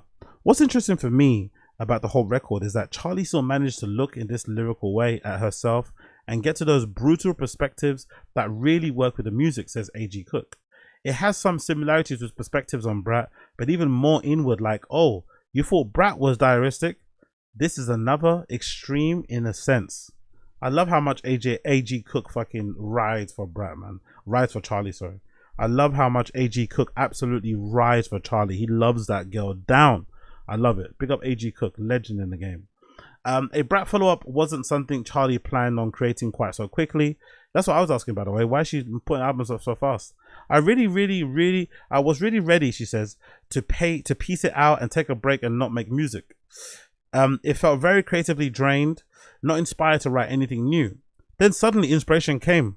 She's talking about October 2025, when Cook suggested they record while in Paris for Fashion Week. I knew that by being thematically at Fashion Week, she could method act the whole Charli's going to record an album in Paris during Fashion Week.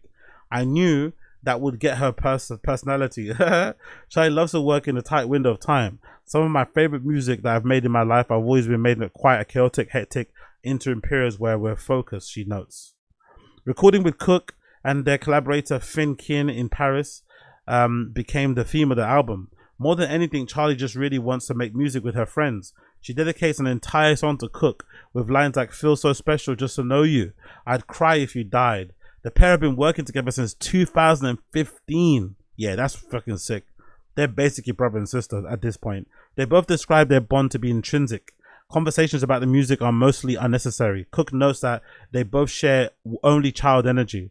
There's a bit of an LA trope of the armchair psychologist as a pop singer producer, like let's go into your psyche, into your soul. Cook says we get to that place almost by not talking about it.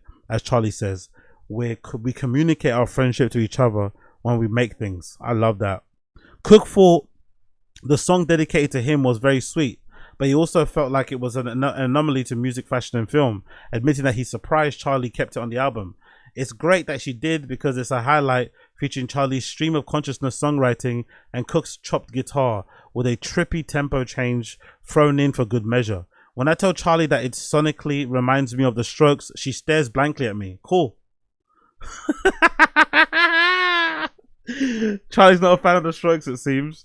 Charli's not a fan of The Strokes. It reminds me of The Strokes. Cool. Oh, she's a legend. We got Charli Xcx. I love her, man. I really do. I'm really excited for the album next week now. It's important that Charli doesn't feel like music, fashion, and film is a rock out record. Despite the first song, she describes it more as being called rock music, and the magazine profile she's this spring that describes the album as rock reinvention. Strokes comparisons aside, she disagreed with my idea that there's a link between this album and Cook and Keen's pseudo band The Die Slaughter, whose banger Heavy Charli contributed vocals for in 2023. Obviously, I know that there's been a lot of conversation around me making a rock album, which is something that I never said. I hate when she does this. It's kind of like a thing that like the Red Scale girls do. Red Scale girls like, you know, Anna and fucking Dasha will say a thing which can be interpreted one way. That can only be interpreted one way. Then if you interpret it that way, they tell you, nah, you're bugging. Like, you made a song called rock music. It kind of sounds like rock music. Come on, man. You said the dance floor was dead. Come on, Charli Xcx. You're about to make my brain explode. You said the dance floor is dead in the record. It sounds like rock music. It's black and white fucking visuals. You look like a fucking rock star. You're throwing TVs out of the fucking window. You're covered in fucking... You're standing next to a fucking cigarette sculpture. Come on, man. Nah. It sounds like rock. Like, why were we wrong to think that you were making a rock album? Like, what? Oh no, you guys got it totally wrong. It's like, huh? Everything you did signaled rock music, and now you're blaming us for like reading into the signals, you know, for being perceptive, you know, or interpreting it the way it's meant to be interpreted. Like, come on, girl. Come on. It continues. The show's comparison aside, she disagreed with the idea that there's a link between the album and Cook and Keen's pseudo band Die Slaughter, whose banger Heavy Charli contributed vocals for in 2023. Obviously, I know that there's been a conversation about making a rock album, which is something that I never said, but to be honest, I never thought about genre in a binary way. I find that to be a very old school notion. I don't even know what a genre is. It's just me and AG Cook and Finn Kin doing our thing. So why call it rock music if you don't care about genres? If genres are not binary, then why call it a genre when you know people are going to think in binary ways? They're not going to think abstractly about it. Like, oh, yeah, she's such a headache. But then think about how it is to be herself with her brain, you know? If she gives us a headache, imagine what she must give herself. Aneurysm? Hopefully not. Touch wood. She also liked to clear up that the hotly debated line, you know, the one where she says RIP to the dance floor, that lyric is very much about my relationship with Brat and my personal experience with that album. My husband runs a dance music label. There's been such a wealth of incredible dance and electronic adjacent records that have been coming out recently. Whether it's Slater, or that Slater album is fucking special. The Underscores or Pink Pantress, big up Pantress. Dance music is an incredible place for sure. It definitely is an incredible place. Definitely, especially the girls, they're fucking killing it. Girl DJs not so much. Girls producers and artists, they're fucking killing it. Charli mentions two other singers, Jar Larson and Ray. There's been a lot of artists who have been doing things for a long time who are having their moment now, like Zara. I'm so fucking happy for her. And someone who I totally ride for is Ray. I like Ray too, but she cries too much, man. Too much of the crying. I saw one corny thing too where she said, oh, this is where me and my ex-boyfriend came in. He said I wouldn't make it. And here it's like, brother, like, sister, please move on. She cries too much for me. Personally, Ray. She cries way too much for me. But hey, Charli and Ray have been friends for a long time. For a decade, with Charli co-writing and directing the video for Ray's I, You, Us. There was a time in our lives when we were together a lot, she says, and her journey, becoming an independent artist and doing her thing is really cool. Yes, definitely. Because you know the struggle. I mean, they were together when they were probably like, you know, didn't have much money, not much success, no one really cared, and now all of a sudden, everyone's fucking on their nuts. So yeah, she must love that. Yeah, she looks great, man. Charli Xcx is a good looking lady. Shortly after she released Brat, Charli already had something different in mind. I kind of want to make a Lou Reed record. Really, to be honest. That would definitely be a pretty big swing. With her mercurial feelings towards interviews and her unconventional career choices, you could say she's kind of spiritually, he's a kind of spiritual godfather. Charli recently posted Reed's 1975 avant-garde noise exploration, Metal Machine Music, one of the most return to stores albums in history, to Instagram stories. Charli's a longtime fan of the late Lou Reed, A Velvet Underground, and her letterbox review of Todd Hayes' 2021's rock documentary, Fuckery, Sex Intelligence, Great Song, Drugs, Dirt, and Desire for More, Sunglasses 24/7, Hating LA, and sometimes really fucking hating each other. She named her Rescue Mutt after the singer Nico R, and recently featured vocals of Velvet's co-founder John Cale at the Wuthering Heights soundtrack for the spellbinding gothic meltdowns at his house. I just feel really honored to know him, she says of Kel. It's like, what the fuck? As Kel tells us, her generosity to my particular history and my current work makes me blush. Her sense of discovery in music and film, it's got no boundaries. Kel appears on the cover of the album representing music alongside Marc Jacobs for fashion and Martin Scorsese for film. I'd never met either of them until the shoot, Kel says, of the two heavyweights. She said she had an idea to run by me. Next thing I know, I was on a flight. I end up in a random kitchen. That's fucking cool as well. Who knows what that might birth as well. Other projects, you know, with those two guys, with those other three guys in general. But if you were thinking the Velvets were a sonic reference for the point of music, fashion, think again. Every reference you think is going to happen that's overtly being put there is not there. I love it. To be honest, she says, when I make music, I'm thinking less about other music as a reference or point. I'm actually thinking, shut myself off.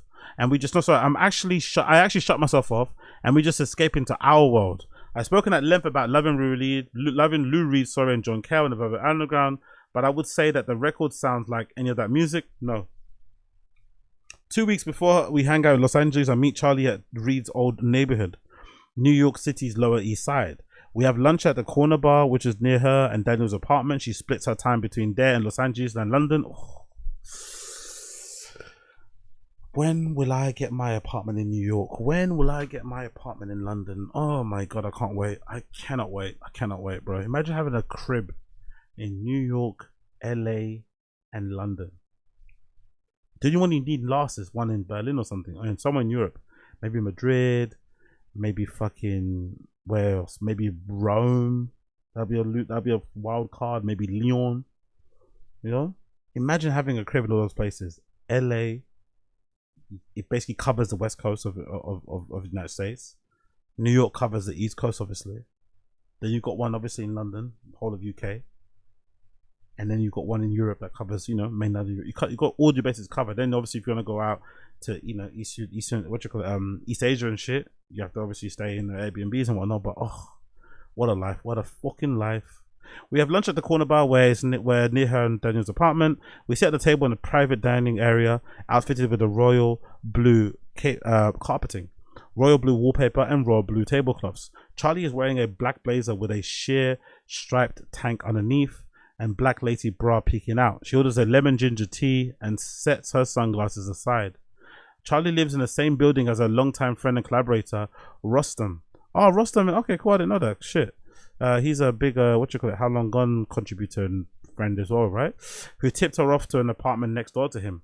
She compares the Vampire Weekend co-founder producer to a sibling, and they become sounding boards for each other. Rostam saw the video for Rock Music the night before it came out, describing it as one of his favorite Charli Xcx songs to date, while he played her the video from the track from his excellent new album, America Stories. She was like, I have no notes, Rostam recalls. If Charli has no notes, you gotta know that it's done. Big up Rostam, big up Charli. I love that fucking relationship. Actually, I'm just trying to add that. I didn't know, did you got a new album out there, or have I already added it to my list? I might have already added it to my list. Do I already have it on my list? Do I already have it? Yeah, I do actually. Cool. I'm probably listening to this in the gym later on today because hey, if Rostam's a friend of Charli's, I'm a friend of Rostam's. Let's continue. In 2 days, Charli will attend the 4th Met Gala. She's been collaborating with YSL since last year, become a creative director, Anti Bassarello's muse, and she'll wear a gown that he designed that nods to the Vincent van Gogh. As the event approaches, she's trying to be her best behavior for it. She tells me about the 2024 Met Gala when she hung out with Harrison Patrick Smith, who performed as Adair, and the night before her dress fitting. What started out as a viewing at Luca Guandoni's Challenges became an all-nighter, and the morning after was brutal. Oh, I can't imagine how fun that was. I can't imagine how fun that was, man. The Dare and her going out the whole night. Actually, have you guys heard about the Dare? People are saying the Dare might be gay or bi at least. Anyway, I'm not too sure. I didn't necessarily always get that vibe from him. I'm not gonna lie, but you know, I think people found he's like Finster or something, where he kind of has all these images of really ripped young guys and shit. Big up the Dare though. I'm a big fan. But yeah, that must have been sick, them going out all night. Fucking hell. I don't think I had 2 hours of sleep, she says. I was definitely still a little fucked up. In an effort to keep her this year's Met Gala low key, she had a pretty chill evening late last night. She had dinner with her friend, musician Troye Sivan, and ignored temptations to go out. I had sawfish and went to bed. Love it. Should we get burgers, Charli asks. When I agree, she immediately stands up and takes initiative, walking straight over to our waitress and placing our order. She sits back down and we dive headfirst back into a new album. I bring up the propulsive closure, No One Lasts Forever, which Charli wrote in real time while reflecting on the night out in Paris. The lyrics, everyone thinks I've got a problem. Since everyone knows my name, that's I'm irresponsible and rude, that I'll put the drugs in my veins. Seemingly alluding to the way the internet perceived Charli when she broke out with Brat. I asked her about the title of the song, and whether it perhaps has to do with the transient nature of life. But as she takes a moment to answer, I realize this isn't going swimmingly. This is probably not helpful to this interview, she says, and I really don't mean to shut you down or anything like that. This isn't me being a bitch. I'm just not really that interested in talking about the meaning behind my songs. Only Charli Xcx could invite a journalist to dinner and then get angry or pissed off that the journalist is doing what a journalist is doing. If you don't want to talk about your lyrics, then don't invite. You know what I mean? Like, come on, man, come on. Charli Xcx is being a real bitch here, unnecessarily so. If you don't want to talk about your stuff, don't invite a fucking journalist. You know what I mean? Because they're gonna want to talk about. They're gonna want to get in the weeds, especially one that writes for the fucking Rolling Stone magazine. Like, come on, bro. This is probably not helpful to the individual. I tell her that she doesn't need to preface anything, and I don't think she's a bitch. You never know. By the way, being a bitch isn't a bad thing. I mean, being a bitch is not a bad thing. It's a good thing. Being a bitch is not a bad thing. It's a good thing. You never know how it's going to turn out in tech, she says. Honestly, I wasn't saying that for it to be a big deal. I just how I feel. People already think I'm a bitch, so I'm very much at peace with it.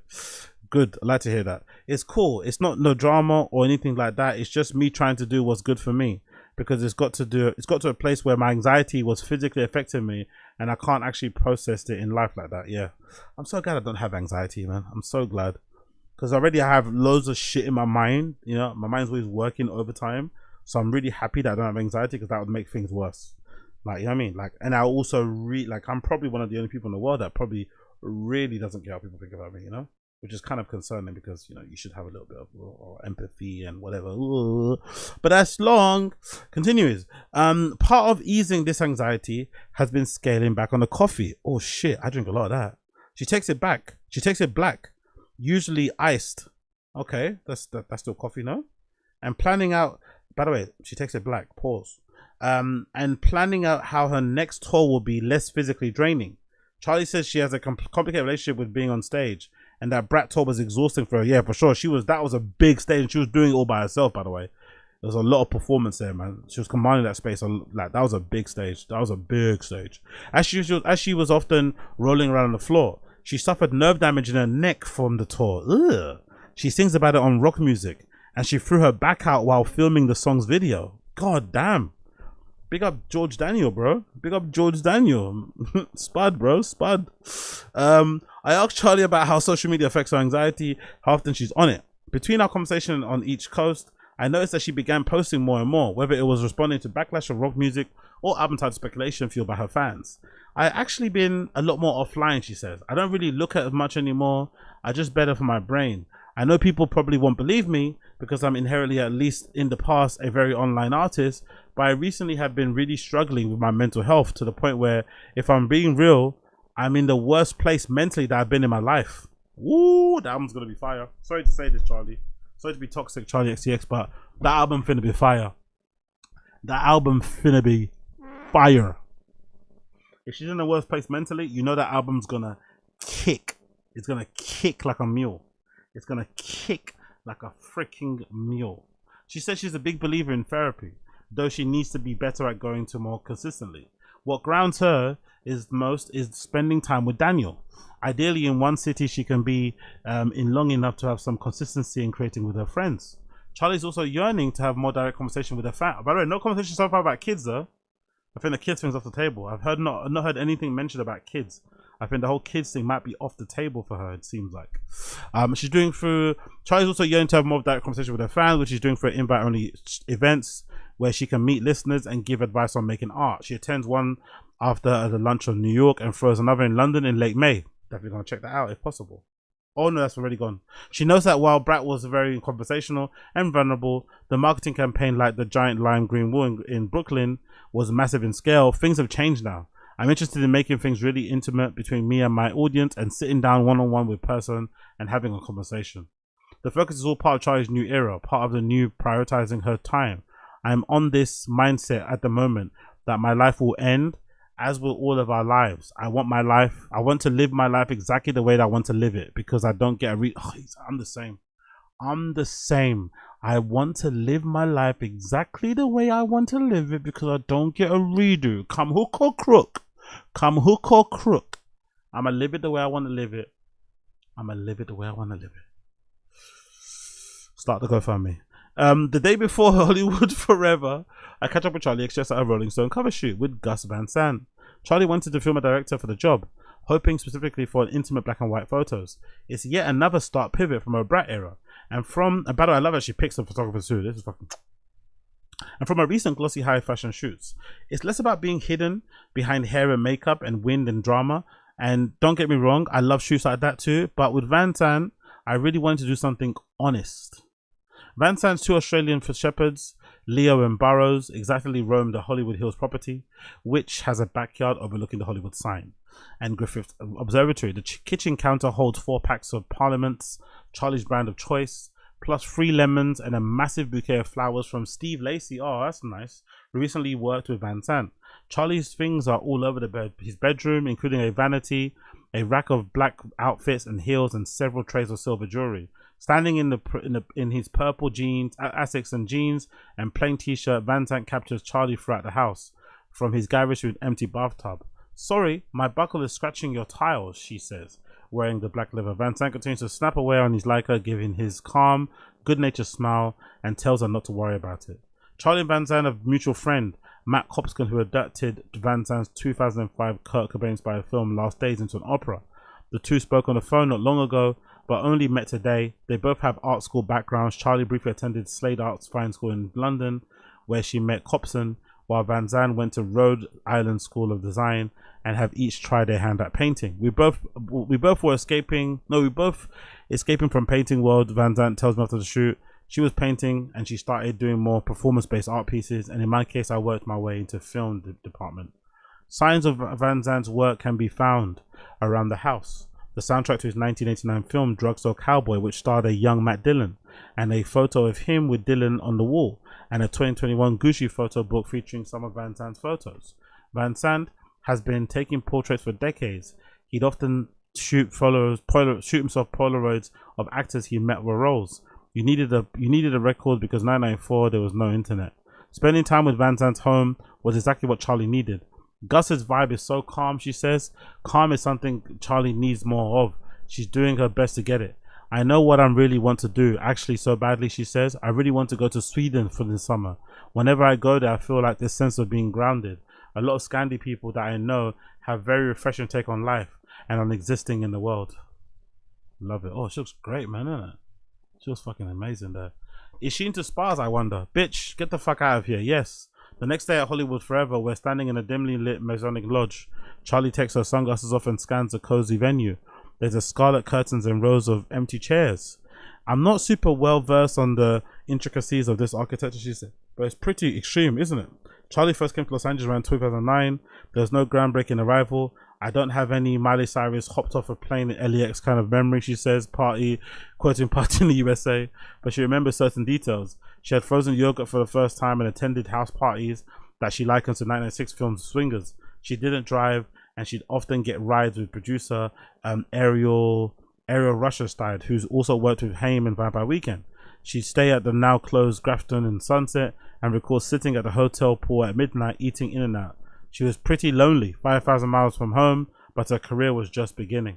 Charli was born Charlotte Emma Atchison, 1992, in Essex, daughter of John, a self-employed businessman, and Shamira, a Gujarati Indian flight attendant and nurse. She mentions her background in music, fashion, and film. Cheekily corporate marketing speak of "my heritage could give me quite the USP." She sings that she's a unique selling point. She began writing songs when she was a teenager, so determined that she told John, her career wasn't going anywhere when she was only 14. Her parents were supportive from the very beginning, funding her first album, the aptly titled 14, and escorting her to raves in London. Charli repaid them for the album as soon as she was signed. She began posting songs on MySpace under Charli Xcx. I remember that's how I found her, and taken from the MSN Messenger screen name, and caught the attention of an Atlantic A&R rep in 2008. She signed 2 years later. Working with Ariel, Charli released her major label the debut True Romance. The scorching synth pop opener Nuclear Seasons contains a line that's eerily familiar, "No One Lives Forever." Sucker arrived next in 2014, containing the sugary anthem Boom Clap, her first time entering the Billboard Hot 100. "Before Brat, I was the girl who sang Boom Clap to people who didn't really know me," she says, "and now people know me just from Brat. I'm the girl who smokes and wears sunglasses and likes the color green." Few artists can speak about the discography like Charli, who has sharp insight about each era. She revisits her albums often, a rare move from a musician who's recently True Romance EP 2. "I listen to a lot of my records back, which probably makes me an evil narcissist." The 2016 Vroom Vroom EP was a monumental moment for Charli's career, marking the first time that she teamed up with Sophie, the late Scottish producer and EP. By the way, RIP Sophie, man, gone too soon. RIP Sophie, gone too soon. Specifically, the exhilarating title track is now credited with helping pioneer the hyperpop genre, but it was a diverse upon release. Her label thought it was terrible and a total disaster, and they couldn't understand that it was the same artist that had done Fancy and Boom Clap. I was really brought into a fight with the corner for her new style of music. Charli would collaborate with Sophie until her death from an accident in 2021, and she begins to tear up when I'm talking about her friend. I lost someone who has completely changed my life, and there was a lot of feelings to work through with that, especially because they were so attached to my creative life in a really positive way, but also sometimes in a difficult way, she says. Being able to express those feelings through my work has been really cathartic for me. We're now on the rooftop of the Hollywood Forever 100 feet tall and Fimiguerrero mausoleum, which features open concrete paths of passageways and patches of greenery. The peacocks continue to screech in the distance, and Charli leans on the railings and stares intently at the Los Angeles skyline. Grief is a funny thing for anyone who goes through it, she says. Right? As it turns, the recent Met Gala was very late night for Charli. That, of course, wasn't what she originally planned, but come on, it's Charli Xcx. Do you really expect her to tuck in at 10 p.m? And while she sucks to deal with the hangover, the next day she knows how to handle it. I just ride it out, she says. Things go get better when you be silly. Things go better when you get to be silly.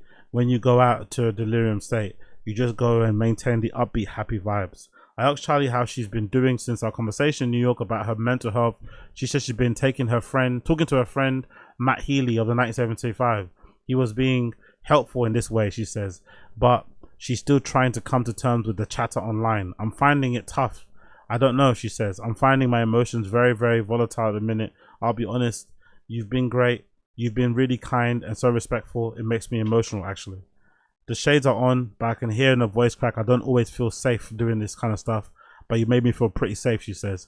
Charli isn't about the future, but in the meantime, she's going to make some more music with her friends. She's about to fly to Paris, where she'll shoot the fashion-themed video for spring-summer 2026. Brat rearranged in her life, but she still has a lot more to create. It's funny, the way that success can cage you, she says, but I've experienced such a wide range of success and failure. For people who know me before Brat, they know the ebbs and flows of my process, and they understand the ebbs and flows of pop music and pop culture. So I feel relatively free in creating whatever I will do next. As she stands to leave the graveyard, the boarded plane, she gives me a hug and goodbye. Thanks for being so cool. Yeah, man. Big up Charli Xcx, man. The coolest. I can't wait for that album to drop.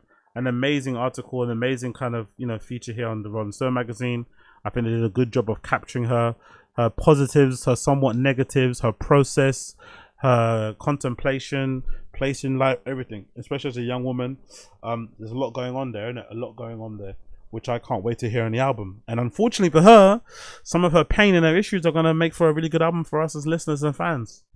That's the unfortunate nature of being an artist. That's the unfortunate nature of being an artist. So big up Charli Xcx. Cannot wait for the album.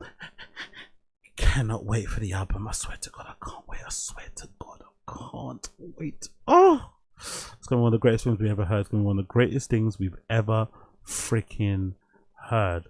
Big up Charli Xcx. Let's move on. Let's move on. Can I quickly, very, very quickly mention something that some of you guys won't really care about? Is that possible? Can I do that?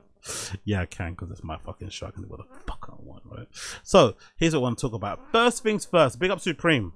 This already has dropped. I'm sure it's already sold out, but let's talk about it anyway. Supreme and Spitfire. Supreme and Spitfire collection already dropped today. No, oh no, it's tomorrow. Sorry, it's not today. What am I talking about? Today's, oh really? It's on the 20th. Oh no, so no, dropped already today. So Supreme and Spitfire collection. Supreme works with Spitfire. Obviously, you know Spitfire, skateboarding company, hardware mostly wheels, mostly bearings, but they do other stuff as well, like decks and clothing and shit. They work together with Supreme for spring 2026. The collection features work jacket, sweater, polo, blah blah blah blah blah. The stuff is great. The stuff is fucking fantastic. I love this white piece actually, with all the Spitfire logos in different colorways. If anything, it kind of reminds me as like an ode to like LGBTQ, the LGBTQ flag in a way, you know. It's kind of like their interpretation of it. I'm not gonna lie, I really do like this. This outfit is fucking fantastic. The work jacket, the shorts and shit, and this skater as well, how he's wearing it makes it look fucking fantastic. That's the work jacket. Another color, it also comes in a green. The work jacket comes in this green with the Spitfire logo in the original red. That's kind of fire. Not gonna lie, that's kind of fucking hard. And it also comes in black with the Spitfire logos all over in white. Can't be. Oh, the jersey though, the jersey. The jersey is crazy, bro. The jersey is crazy. Red with the massive Spitfire logo on the front. Spitfire, sorry, Supreme on the yeah. Even though there's a lot of logos here, there's basically the logo all over. It's on the, I think probably on the back too. You got Spitfire logo, Supreme text on the, you know, on the front, massive, and you've got it also on the sleeves of each on the jersey too. And I'm assuming it's probably on the back too. And there's also a Supreme woven label too on the outside. So it's probably logos everywhere. It also comes in black. The black's actually kind of, oh, it says Supreme 87 on the back actually. Fair play. Oh, the sweater's kind of hard too. The sweater's got an upside down Spitfire logo just to kind of mix things up a little bit. The sweater in black looks fucking sick. Maybe the green one might be the best actually. And it's got, is that Supreme? What does it say at the bottom? Is that Supreme? Yeah, it says, no, Spitfire actually. That's pretty fucking sick. I ain't mad at that. Oh, it even says, look, it says Supreme on the teeth. I didn't notice that until now. The teeth say Supreme. Spitfire Supreme. The teeth on the Spitfire logo actually say Supreme on there. That's pretty cool. There's also some basketball shorts. There's a polo, and that neon polo is really hard. I'm not mad at the polo. Yeah, they killed it. There's also jeans. Oh, there's also jeans. Like Jenko style jeans. I'm not mad at either. Oh, what are those? Are those Dunks? Or Air Force Ones? I think they're, I don't know. Yeah, hard. And also there's also a hoodie too with the upside down logo too on the front. And it also comes in pink. Oh, that pink color might be the one actually. The pink Spitfire logo. There's pink, the pink Spitfire hoodie with the logo upside down might be the one. That might be the one. There's also a t-shirt too with a trash can that's got, oh no, that's like an American flag that's burning with a Spitfire logo in it as well. And there's also a long sleeve top with a Spitfire logo on the back too. And a New Era hat. Oof. So good. They killed it. And there's also wheels too, of course. They absolutely killed it, man. They absolutely killed it. Oh, the work jacket comes with lining. There's lining in the jacket, huh? There's lining. It comes in white, black, and green. I'm not mad at that. And the sweater comes in a cream too, a beige sort of colorway. The jersey comes in red, which might be the standout color. Only black and red, actually. Oh, no, I thought there'd be another color. Only black and red. The polo comes in yellow and black and white. And the hoodie, you got the pink one, which is a standout. Pink with the yellow logo, upside down, grey with the black logo, and then black with the red logo. I ain't mad at that. And there's also jeans, right? What are the jeans? Double knee pant jeans. Double knee pant jeans is what they've made. With the logo on there too. And they've also got mesh shorts that look like basketball shorts. And also a long sleeve as well. They killed it on this. And there's also a hat coming up too, right? The t-shirt with the burning bin. And there's also a matching hat. Yeah, they killed it. And a Scully. Woo! They killed it. They fucking killed it. I'm sure most of this stuff is probably sold. Let's see what actually from this collection is sold out. I'm assuming the jacket in white probably, right? Let's say the jacket in white. Or maybe in green. Because green might be easier to wear. Let's see what sold out. Which one? What color sold out? Oh no, they're all available. Oh, the white one's out. The white one's gone. The hoodie, I imagine the pink one's going to be gone, right? The pink is a great color. Oh, the pink's available. The black's okay. The pink's still available, weirdly. And the jeans are still all available. Okay. So the ones I thought would be sold out are not sold out. And then how about the shorts? Which color the shorts sold out? The shorts in all the colors sold out because they're an easy wear, especially for the fucking, what you call it, festival season. The Scully in all the colors is gone. And how about the New Era? The New Era gone? The New Era in all the colors except for white's gone and the other colors are still there. Okay, fair play. Decent enough, man. The jacket's fucking hard though. 238 too. Not that bad when it comes to the price. They killed it on these. They absolutely killed it with this. So big up Supreme. Really cool collection there. Really freaking cool collection there. I cannot lie. I cannot freaking lie. I cannot lie. As much as I want to lie, as much as I love lying, I really cannot lie when it comes to how cool that collection is. Let's move on quickly there. We did that. Oh, let's talk about this quickly as well. Have you guys seen this? Have you guys seen these 2001 shape Air Force Ones coming out later this year in July? Have you guys seen this? So essentially Nike have decided to revive the 2001 Air Force One mold, which is basically the pinnacle. That's like the best mold of the Air Force One. If you look back at some of the old kind of like, you know, Air Forces from that era, you'll find nothing but hits, and most of it comes down to the shape. Yes, the colorways back then were also great, but the shape really lent to it. And this is also the shape that Nego used as a model, as a base, as a template for the Bapester. That's why the Bapesters were so popular too. Yes, they got great colorways that you never usually got. That's part of the reason why people don't understand why Bapesters were so popular, is because you can never get those colorways. Nike, for a reason back then, even though sneaker industry or sneaker, you know, scene was still big, and there's still a lot of people out there collecting, they refused to like make great colors or gnarly colors. So when Bape started making gnarly colors of the Air Force One, with that fucking mold, with that shape of the 2001 one, everyone went fucking crazy. Over the years, decided to cheapen the materials. They got rid of this mold, and now we have the one we have now, which is a bit of a, after a few wears, it kind of loses its shape, and also on the shelf doesn't look that great in general. But we may do with it because the Air Force One's an undeniable cult classic hit, you know, design, you know. But this particular new shape, this particular new old shape, this toe box, like you can just tell from the toe box and where the swoosh as well, the swoosh position. Look how high the swoosh is. Because in most Air Force Ones, the swoosh comes a bit lower. But that's because this is kind of flat and it's just hard to describe. But you can tell the different shape of this 01 mold, this 01 last, by how high that swoosh sits. It almost sits as high like as like an Air Max 1 swoosh. You know the Air Max 1 swoosh that kind of comes out like that on those vintage pairs. That's why it kind of comes out horizontally. It's almost horizontal, you know, how it comes out. It's almost like a 90-degree angle. It's fucking disgustingly sick. And obviously you got this flat toe box area too. If you know, you know, in terms of that kind of like triangle kind of shape, it kind of protrudes. And I'm just waiting for the black pair. When the black pair comes, it's going to be a wrap. It's going to be a wrap when the black pair comes out too. But there's an all white pair of that particular mold coming out July 2026 at $130, featuring the 2001 Air Force One mold. I personally think they look fucking fantastic.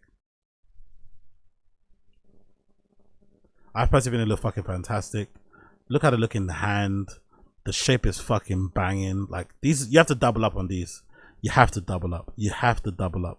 And the leather looks really good on them as well. Oh, so fucking good. So these are dropping very, very soon. Keep an eye out for them. There's also another, if I'm not mistaken, there's another pair too. If I'm not mistaken. Let me see if I can find them. There's a Air Force One 01 or 2001, right? There's another pair too coming out from Steven Victor, I think too. And also there's a fucking other one too. There's a Nicks colorway, but that's the original colorway you see there. And there's also a Steven Nicks. Let's see if I can find, who's that guy? Yeah, that's my guy Vlad. Big up Vlad. Big up my guy Vlad. He's got the actual official details. Let's scroll down here. So those are the official images. The official images of it, courtesy of Nike. As you can see there, the shape is fucking fantastic. That 2001 shape when you put on your foot, oh, just special, man. The leather as well looks so good, and I love that. Oh, there's no lace jaw too, by the way. That's going back to how it was back in the day. No lace jaw, no fucking lace jaw. I'm happy about that. No fucking annoying, oh, what was it? It said AF1 lace jaw. Fuck that. I used to, as soon as I got my Air Force Ones, I'd always unlace them relace them and bin that jaw. I always dash that thing in the bin. I hated that fucking thing. So classic shape. Even this, the insole kind of reminded me of my fucking 3M Pythons I had and how they kind of looked on the inside. The swoosh where it sits, the leather looks fucking fantastic. I can't wait to get a hold of them, man. I can't wait to get a hold of them myself. I cannot wait to get a hold of them. They look so good. The leather looks, look at that. That looks like good quality leather there. All white, pure money white Air Force One lows, due to coming out soon. I love how they dropped the Air Force One as the first model, by the way. That's a really good way to kind of release this, you know, and tell that story. That Air Force One's legendary, and it's also arriving for summer too. It's also arriving in time for you to be able to wear them for summer, so that might be fucking pretty cool. I cannot wait for those to drop. They'll be dropping in July. But the really interesting part is these. Have you guys heard about the New York Knicks Air Force Ones that are going to be dropping, or the NYC New York Knicks inspired Air Force Ones that are going to be dropping very soon? According to Vlad, these are going to be available through the pre-order system. There's going to be a lot more of these happening soon, I've heard from people online who have more information than me. So Nike, I guess, in a way to kind of like stop people buying stuff to resell. I don't know if that's the case. I don't know how that's going to stop things, they're now going to be dropping more shoes pre-order. So they're not going to be available to purchase, not going to be available for you to wear straight away. You're going to have to order them and then wait for them to arrive. And I'm guessing they think that's going to stop people from reselling. I don't know, that doesn't make no sense to me, to be honest. Delaying their delivery doesn't really do anything. It might stop some people, but I still think the sneaker resale market is still going to be alive and well. I don't necessarily think, you know, adding pre-orders is going to suddenly make people like not want to resell. You know, I don't really get that. I'm not gonna lie.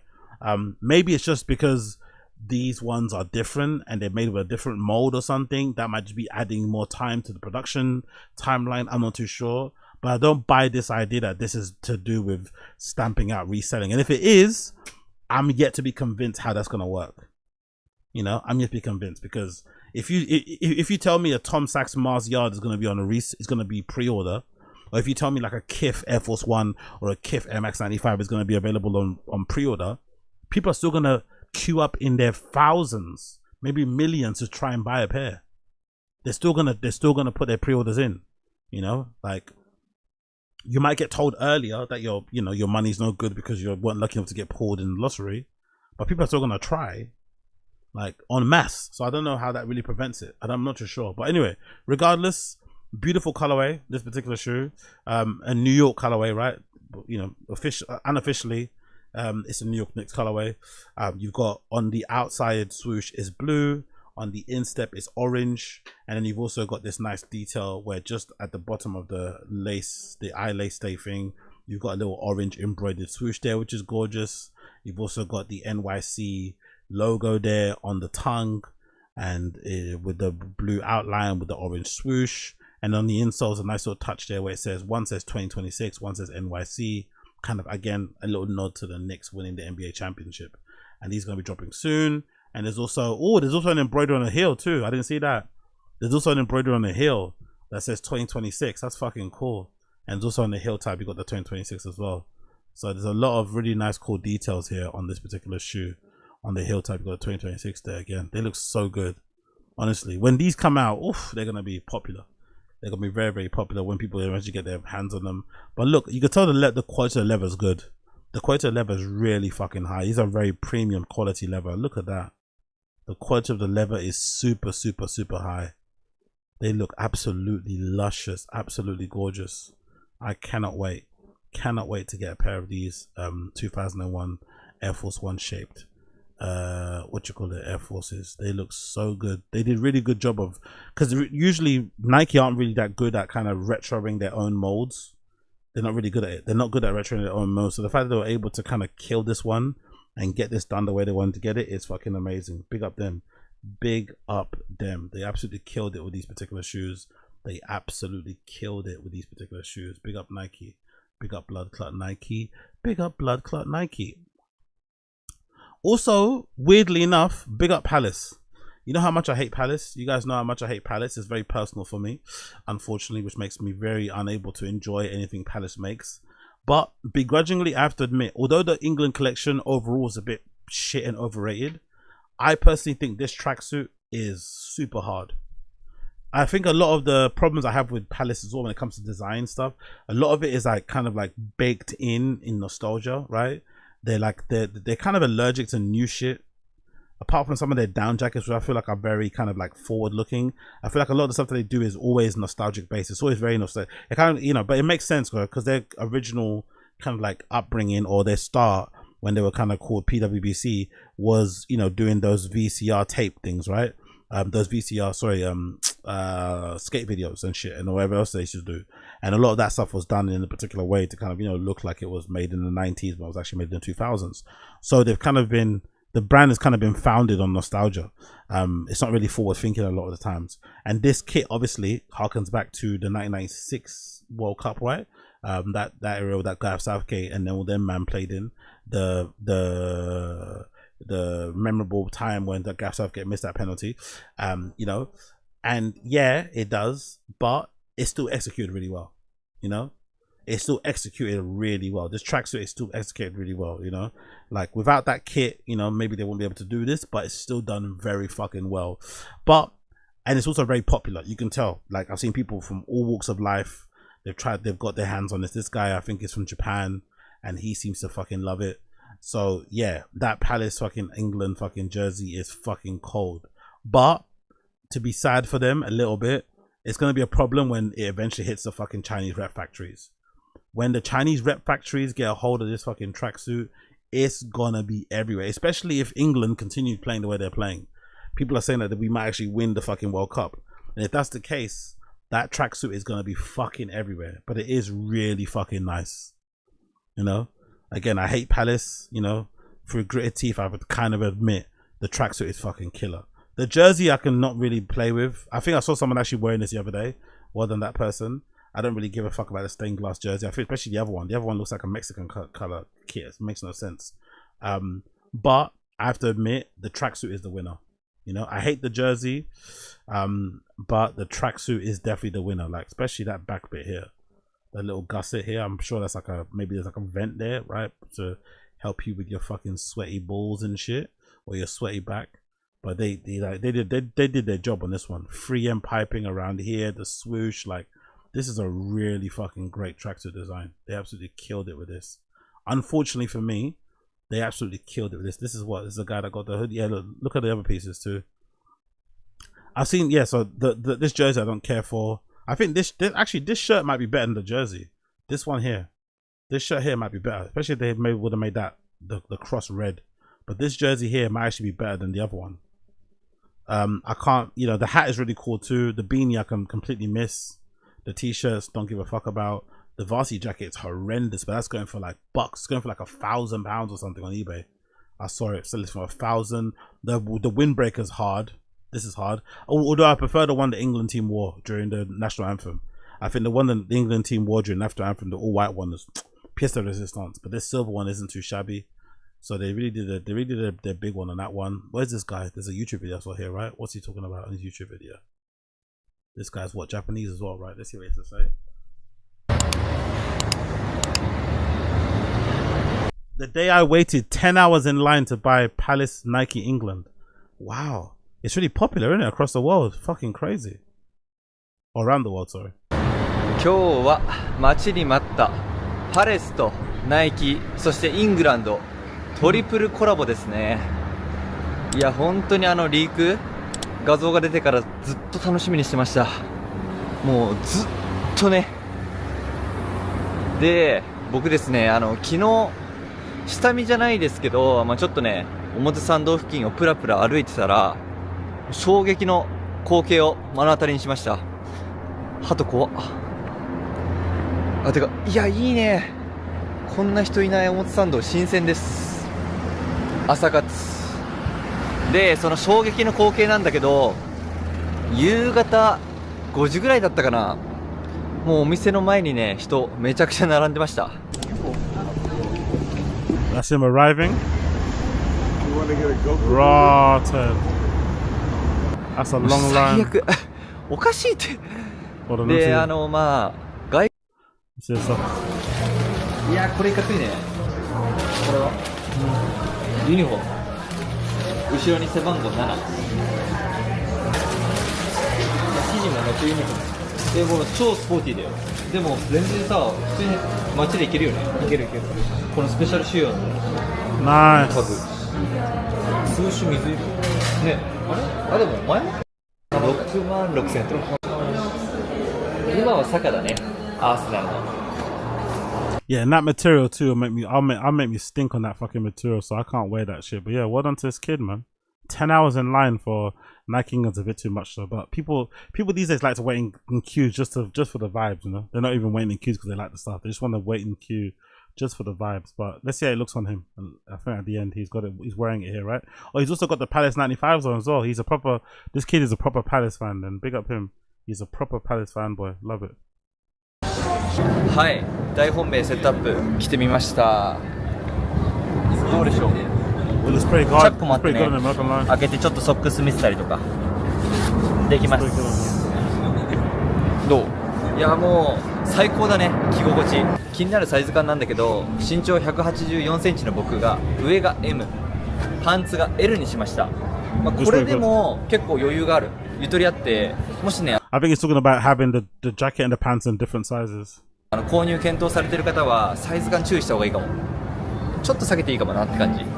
普段のサイズより。暑い。まあでも今日28度ぐらい。ずっと暑いかも。でも全然いける。てかもうね、前回のセットアップも持ってるけど、非常にやっぱ軽いわ。さっきの開封でも紹介したけど。じゃあストレスフリーで。やっぱさすがスポーツ選手、サッカー選手向けって感じ。かっこいいね。Yeah, big up him, man. Big up him. And big up Palace for creating something that a lot of people want. A lot of people want. It's doing numbers out there in the streets, man. People are going fucking crazy for that Palace England shit. Weirdly enough, to be fair, I think it might be the most. I think it might be the thing that I've seen the most hyped around Palace, like objectively. Maybe it's because my feed, okay, now I'm from England, so I'm seeing a lot more of it. But I'm seeing a lot of people really hyped on it. A lot of people, especially during because there's a lot of World Cup merch right out there. But people are really fucking hyped on it. People are really fucking hyped on it. So, yeah, man. Let's go. Let's actually, I want to check out this actually. Big up, what's his name? Big up to my guy from, what's the brand called again? From Minted. He actually might have information here. Big up Marcus Milione from Minted. Regarding this whole like pre-order thing, right? Because I said before, Nike are doing pre-orders, right? Nike are going forward with the whole pre-order thing. They're trying to push that.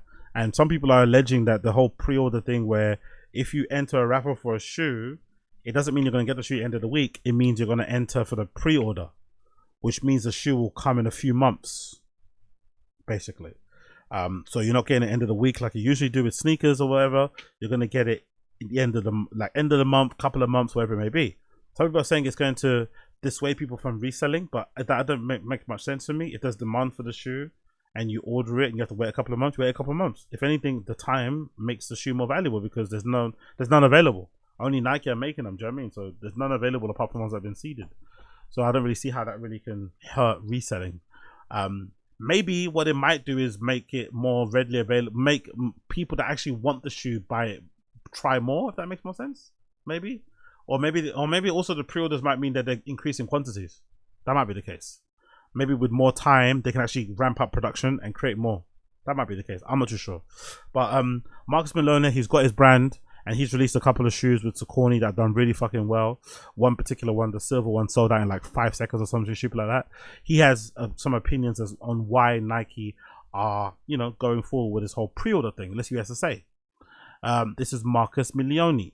He says, we've had 3 shoe releases and have likely left a lot of money on the table by not doing pre-order systems. A pre-order is usually sold as good operations because you collect demand before you commit capital. In turn, you manufacture to the number you already hold, so there's no underselling. Yeah, that makes sense. You do it, you get the money, you know exactly how much you need to make because the money tells you how much you need to make, and then you sell them. Done. If you shift this language back a bit, you're having a customer pay today for a product that doesn't exist yet and that might not exist in 6 months or more. True. 6 months is a long fucking time. The brand's risk will, but then Nike, I don't think it matters 6 months. Honestly, I don't think it does. Sneakerheads don't care. The brand's risk, this will sell. Did we read the market sign? Right, sorry. Can we carry the inventory? Get shifted onto the person who trusted you enough to buy. I don't believe that's our risk to give away. You know what, that's funny though? This whole pre-order thing is like kind of tagging on the back of like what people do in like what's that thing called, Shopify, the Shopify streetwear fucking brands. It feels like Nike is like seeing what the Shopify streetwear brands do and the amount of money those guys make and those kids are making, and they're deciding, you know what, we want a bit of that. We've got a loyal fan base like them. We've got a loyal fan base like some of these Shopify brands, Shopify streetwear brands. We can do this. We can create artificial scarcity. We're the masters of it. We basically invented artificial scarcity. We can do that. When you own a brand, you own the risk. You are betting season in, season out on products you believe in. True. Because if you make them and they don't sell, you have to eat that. There's almost nothing better than wanting something, buying it, and having it in your hands a week later. You take the best moment in retail and stretch it out into a receipt and a someday. Exactly. Okay, thank you. So Marcus doesn't agree with it either. Good egg. That's why I knew I liked Marcus for a reason. But yeah, this Nike pre-order thing, I don't get it. They're gonna need to explain why this is a thing now. Maybe it's something to do with the cost of production, the Strait of Hormuz. I don't know, but I'm not liking it.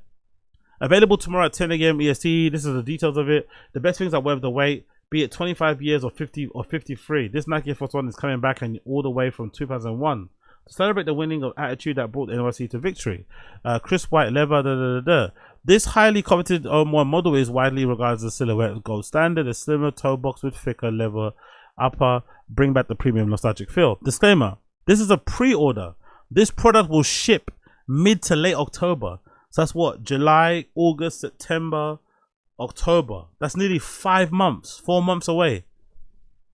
Final sale, no refunds, no exchanges, no cancellations. Once we get your money, that's it. It ships mid to late October. I guess the only good thing about it is that when you forget about it, it'll be a nice treat to come back to your home after work and see the Nike box in your house, you know, or see a receipt, see a card. Hey, we just missed you. Like, oh shit, I forgot about these. You know what I mean? That might be a good little reward. But I don't know.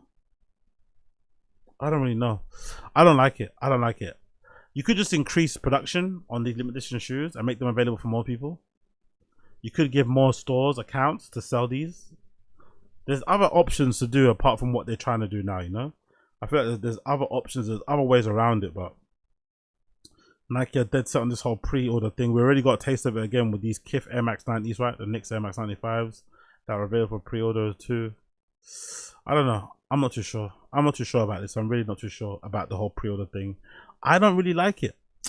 I don't personally like it. I think it kind of stinks. I think it kind of stinks. There should have been more concentration on trying to get more shoes out personally for me. But hey, I think it kind of fucking stinks. But hey, what do I know? I'm just a little man on a tiny island talking out my ass. Talking about little man on a tiny island talking out my ass. Fucking hell, mate. Chud the Builder is F-U-C-K-E fucked. Chud the Builder is fucked, isn't it? Chud the Builder is absolutely fucked. Look at this news courtesy of this particular gentleman on social media called Swan Marcus. Swan Marcus with a Chud the Builder update. Crazy. Chud the Builder is so fucked. LMFAO. I just watched a video from court in Clarksville a week or two ago. The day of the shooting, Chud had court at 9 a.m. Missed court, showed up 4 hours late with a selfie stick and a gun. That's the uniform. That's the fucking uniform of choice of streamers, isn't it? Big up all my streamers out there. Big up all my streamer community. Showed up to court 4 hours late with a selfie stick and a gun. According to the prosecutors, Chud accosted the victim, who actually had court at 1:30 and had the reason to be there. And then when the victim approached him due to whatever Chud had said, he assumed a bladed stance, switched the selfie stick to his left hand, reached into his suit pocket. The victim then hits him because Chud is clearly reaching for a gun. Chud shoots him, and then Chud proceeds to get his ass kicked by a guy who just got shot, who just got shot. He got beat up by somebody he shot. Chud got beaten up by somebody he shot. I find it really funny that he fucked himself because he actually went looking for somebody to try and shoot outside the court he was due to be at, where he arrived late. Don't you think going to court with a gun is probably the worst thing to do? Like, isn't that the worst place to be armed at? Maybe it's the best place, but I think it's the worst place, no? The video of Chud getting beat up is after he got shot the guy, which is why there's no gunshots audible in the footage. There's apparently footage from the courthouse security cameras of the whole altercation. He initiated the conflict and is such a pussy he lost the fight to a man with multiple pre-existing gunshot wounds. Truly, he's an exemplifier of the white masculinity, getting beat up by a guy who is bleeding out after getting shot in the chest. By the way, Clarksville itself, the actual city, voted for Trump in 2024. That is crazy, bro. That is so nuts.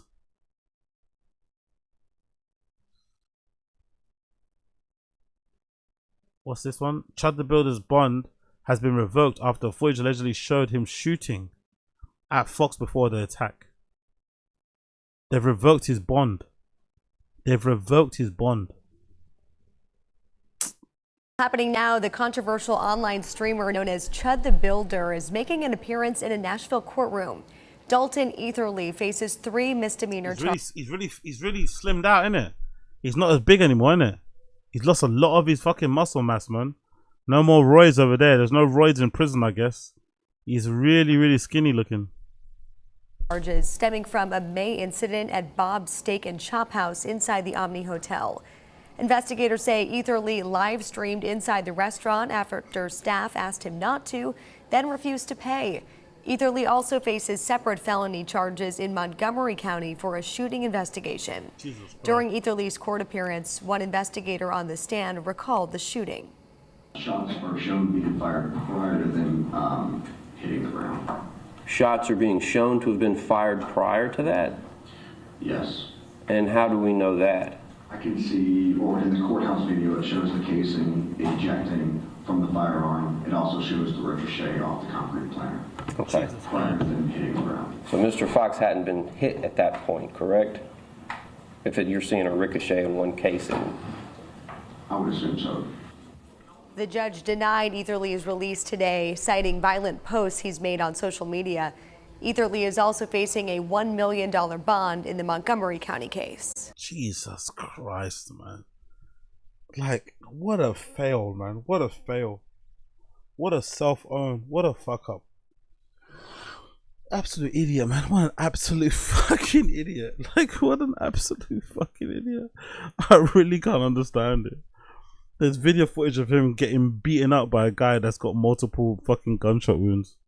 It's fucking hilarious. The one that he started on, right? He initiated the beef. He tried to get him riled up, probably told him he's chimping out and shit, his usual fucking nonsense, right? The guy responds, sees him reaching for a gun, hits him obviously, and he pulls the gun out instead of fighting the guy like a man. He pulls the gun out because he's a pussy, thinking that's gonna be enough. That's what he was doing. He was under the illusion. Maybe he didn't do the research, I don't know, but he was under the illusion that whatever state that he lives in or whatever state he's in America, if somebody tries to assault him, he can shoot them. You know, as soon as somebody, but it's like, no, the thing he forgot is that he's the one initiating some of these altercations, or most of them. It's not like people are rocking up to him. He's seeking them out. He's going up to them, you know, starting conversation, asking them if they believe in free speech, and then dropping the hard ER. And then acting all fucking surprised when they fucking go crazy or have a not so favorable or like angry, not so happy kind of reaction. Honestly, the guy's a waste of space, man. Absolute waste of space. So the fact that this is happening to him in this particular way, you know, couldn't happen to a worse guy, to be. Couldn't happen to a worse guy. Really deserving. And it's going to be interesting what type of sentence he gets. But they're doing everything not to let him out. But I think it's for his own safety too, by the way. I think it's also for his own safety. As much as it's obviously for, you know, to punish him for what he's done, I think it's also for his own safety to not letting him out and say, nah, no bond, no nothing, no bail, sorry. You're staying here until the very day that you have to leave here. You're staying here until the very day you get sentenced. That's the only time that you can potentially leave this place, is the day you get fucking sentenced. So I'd love to see it, man. I'd love to see it. The one thing I don't love to see though is this. Clavicular looks like he's running out of money, innit? Clavicular looks like he's running out of money. He's doing fucking seminars. He's selling tickets to like looks maxing seminars. I know he's going to Paris Fashion Week next week, I think, if I'm not mistaken. That's partly why he got his nose job and got his wisdom tooth taken out, is that he's walking on the runway for some Paris brand. I'm not sure which one. He hasn't really divulged that just yet. I'm guessing they're telling him not to do it because, you know, whatever brand it is probably going to get, you know, properly cancelled on fashion media, Twitter, and whatever else it may be. But he randomly posted this on his official Twitter account and said, "This is the biggest thing I've ever done." And it's a post of him basically advertising this looks maxing course. And it's like, you know, this flyer. A few weeks ago, I told you that I was something that I've never done before. Now I'm finally revealing everything I know on looks maxing. See it all. Well, that day is here. I'm hosting an in-person event here in Miami, Florida, June 20th to June 29th. Claim your free ticket. Allegedly, the ticket's like £240. No, $240, right, for the ticket. I've shown you the tip of the iceberg. At this event, I'll reveal everything I know about looks maxing in person in the same room. So he's doing an in-person looks maxing seminar, Brickell, Miami. Then never again. So now is your time. I'm revealing everything I know. Of course he's gonna do it again. Of course he's not been never again. Of course he's gonna do it again. This is not a one-time only thing. But yeah, He's doing a Lux Maxing conference. So I'm not too sure what this means. Does this mean he's run out of money? Does this mean he's run out of money? Or does this just mean he's just trying to get some money out of the fans he already has? I'm not too sure what this actually means, you know? I'm not too sure what it means, but I don't like it. Whatever it means, I don't fucking like it one little bit. He also showed off his healed face now since his wisdom tooth swelling has gone down and his nose is kind of settled. Although I have read somewhere they say that plastic, when you get your nose done, right, when you go under the knife and get your nose done, it doesn't look right for like 6 months or something crazy like that. But yeah, I still don't like it. I still think it's unnecessary. He almost looks like a dolphin in a way. No, I don't know what it is, like a dolphin. There's just something really uncanny about the way that he looks. But I thought his flared out nose that he had before was perfectly fine. I don't think there was a problem with it. But you know, when it comes to cosmetic surgery, when it comes to people's insecurities, you can't really tell them that nothing is wrong. You know, if they see it, they see it. So it is what it is, I guess. Dude, I'm mogging again. I'm mogging, so. Not too sure about that. It's finally back. Not too sure about that. Swelling is like almost fully gone, maybe a little bit left, but I'm trying to ascend. Not too sure about that, brother. Yeah, so we're getting back into prime, one step at a time. All right. His fans are destroying him in the chat, by the way. He's really losing it and not having a good time. His fans are not really liking the transformation or the attempt to ascend. They're not liking it one bit whatsoever. Actually, I'll show you a couple. I'll actually clip a couple of things here where some of his fans are not too pleased with what he's doing here with his attempt to ascend. Let me see if I can find it. Maybe it's going to be like Clavicular updates. Where is it? Yeah, there's this one that came recently. The actor from Young Sheldon, Ian Armitage, responds of being compared to Clavicular. Said, I mog him in this photo. He kind of does, to be fair. Clavicular was generally speechless after this girl who he was speaking to left him to go to Baccarat. Hilarious. Clavicular says he's difficult to catch up with his father, multi-billionaire in terms of wealth. Richer than you? Probably still. I mean, I make more per month, but like he's richer than me because he's fucking 55. Cool, but yeah, people are not liking it. Where's it? Oh, there's a one particular way he starts crashing out and crying. There you go. This is the one. He goes off on his haters. Alright. Michael Jackson just tipped $2. There's a Greek tragedy to this, a man of vanity who earned his riches pursuing beauty, and those same riches botched him in pursuit of more beauty. Well, I obviously ascended, and everyone's gonna know it soon. I'll be vindicated and have the last laugh. Hey, Citrus, what's good? Okay. You look good? Hey, thank you, dude. I'll have the last laugh over all these fuckers. Give it like another couple of days when I'm in Paris Fashion Week, mogging to death. That'll be very, very easy. So don't even worry about it. All right, don't even worry about it. What's this? A crash out? This is just like a a level-headed response there. I don't mind that one. Started panicking. I ended the stream. Clavicular confused why people are saying that he's going to become transgender. Bob just tipped $2. You showed the world your feminine side. You're like a little bit gender transition surgery tomorrow. You're gay twink GGs. Yeah. Yeah, rhinoplasty means, according to people on X, that you're gonna get transgender reaffirming surgery like the following week. So that's how retarded the world is. Gotta love it. He gotta love it. He's not obviously enjoying that side of things over there. And then there's one more I want to show you here before we move on. Let me get the other one here.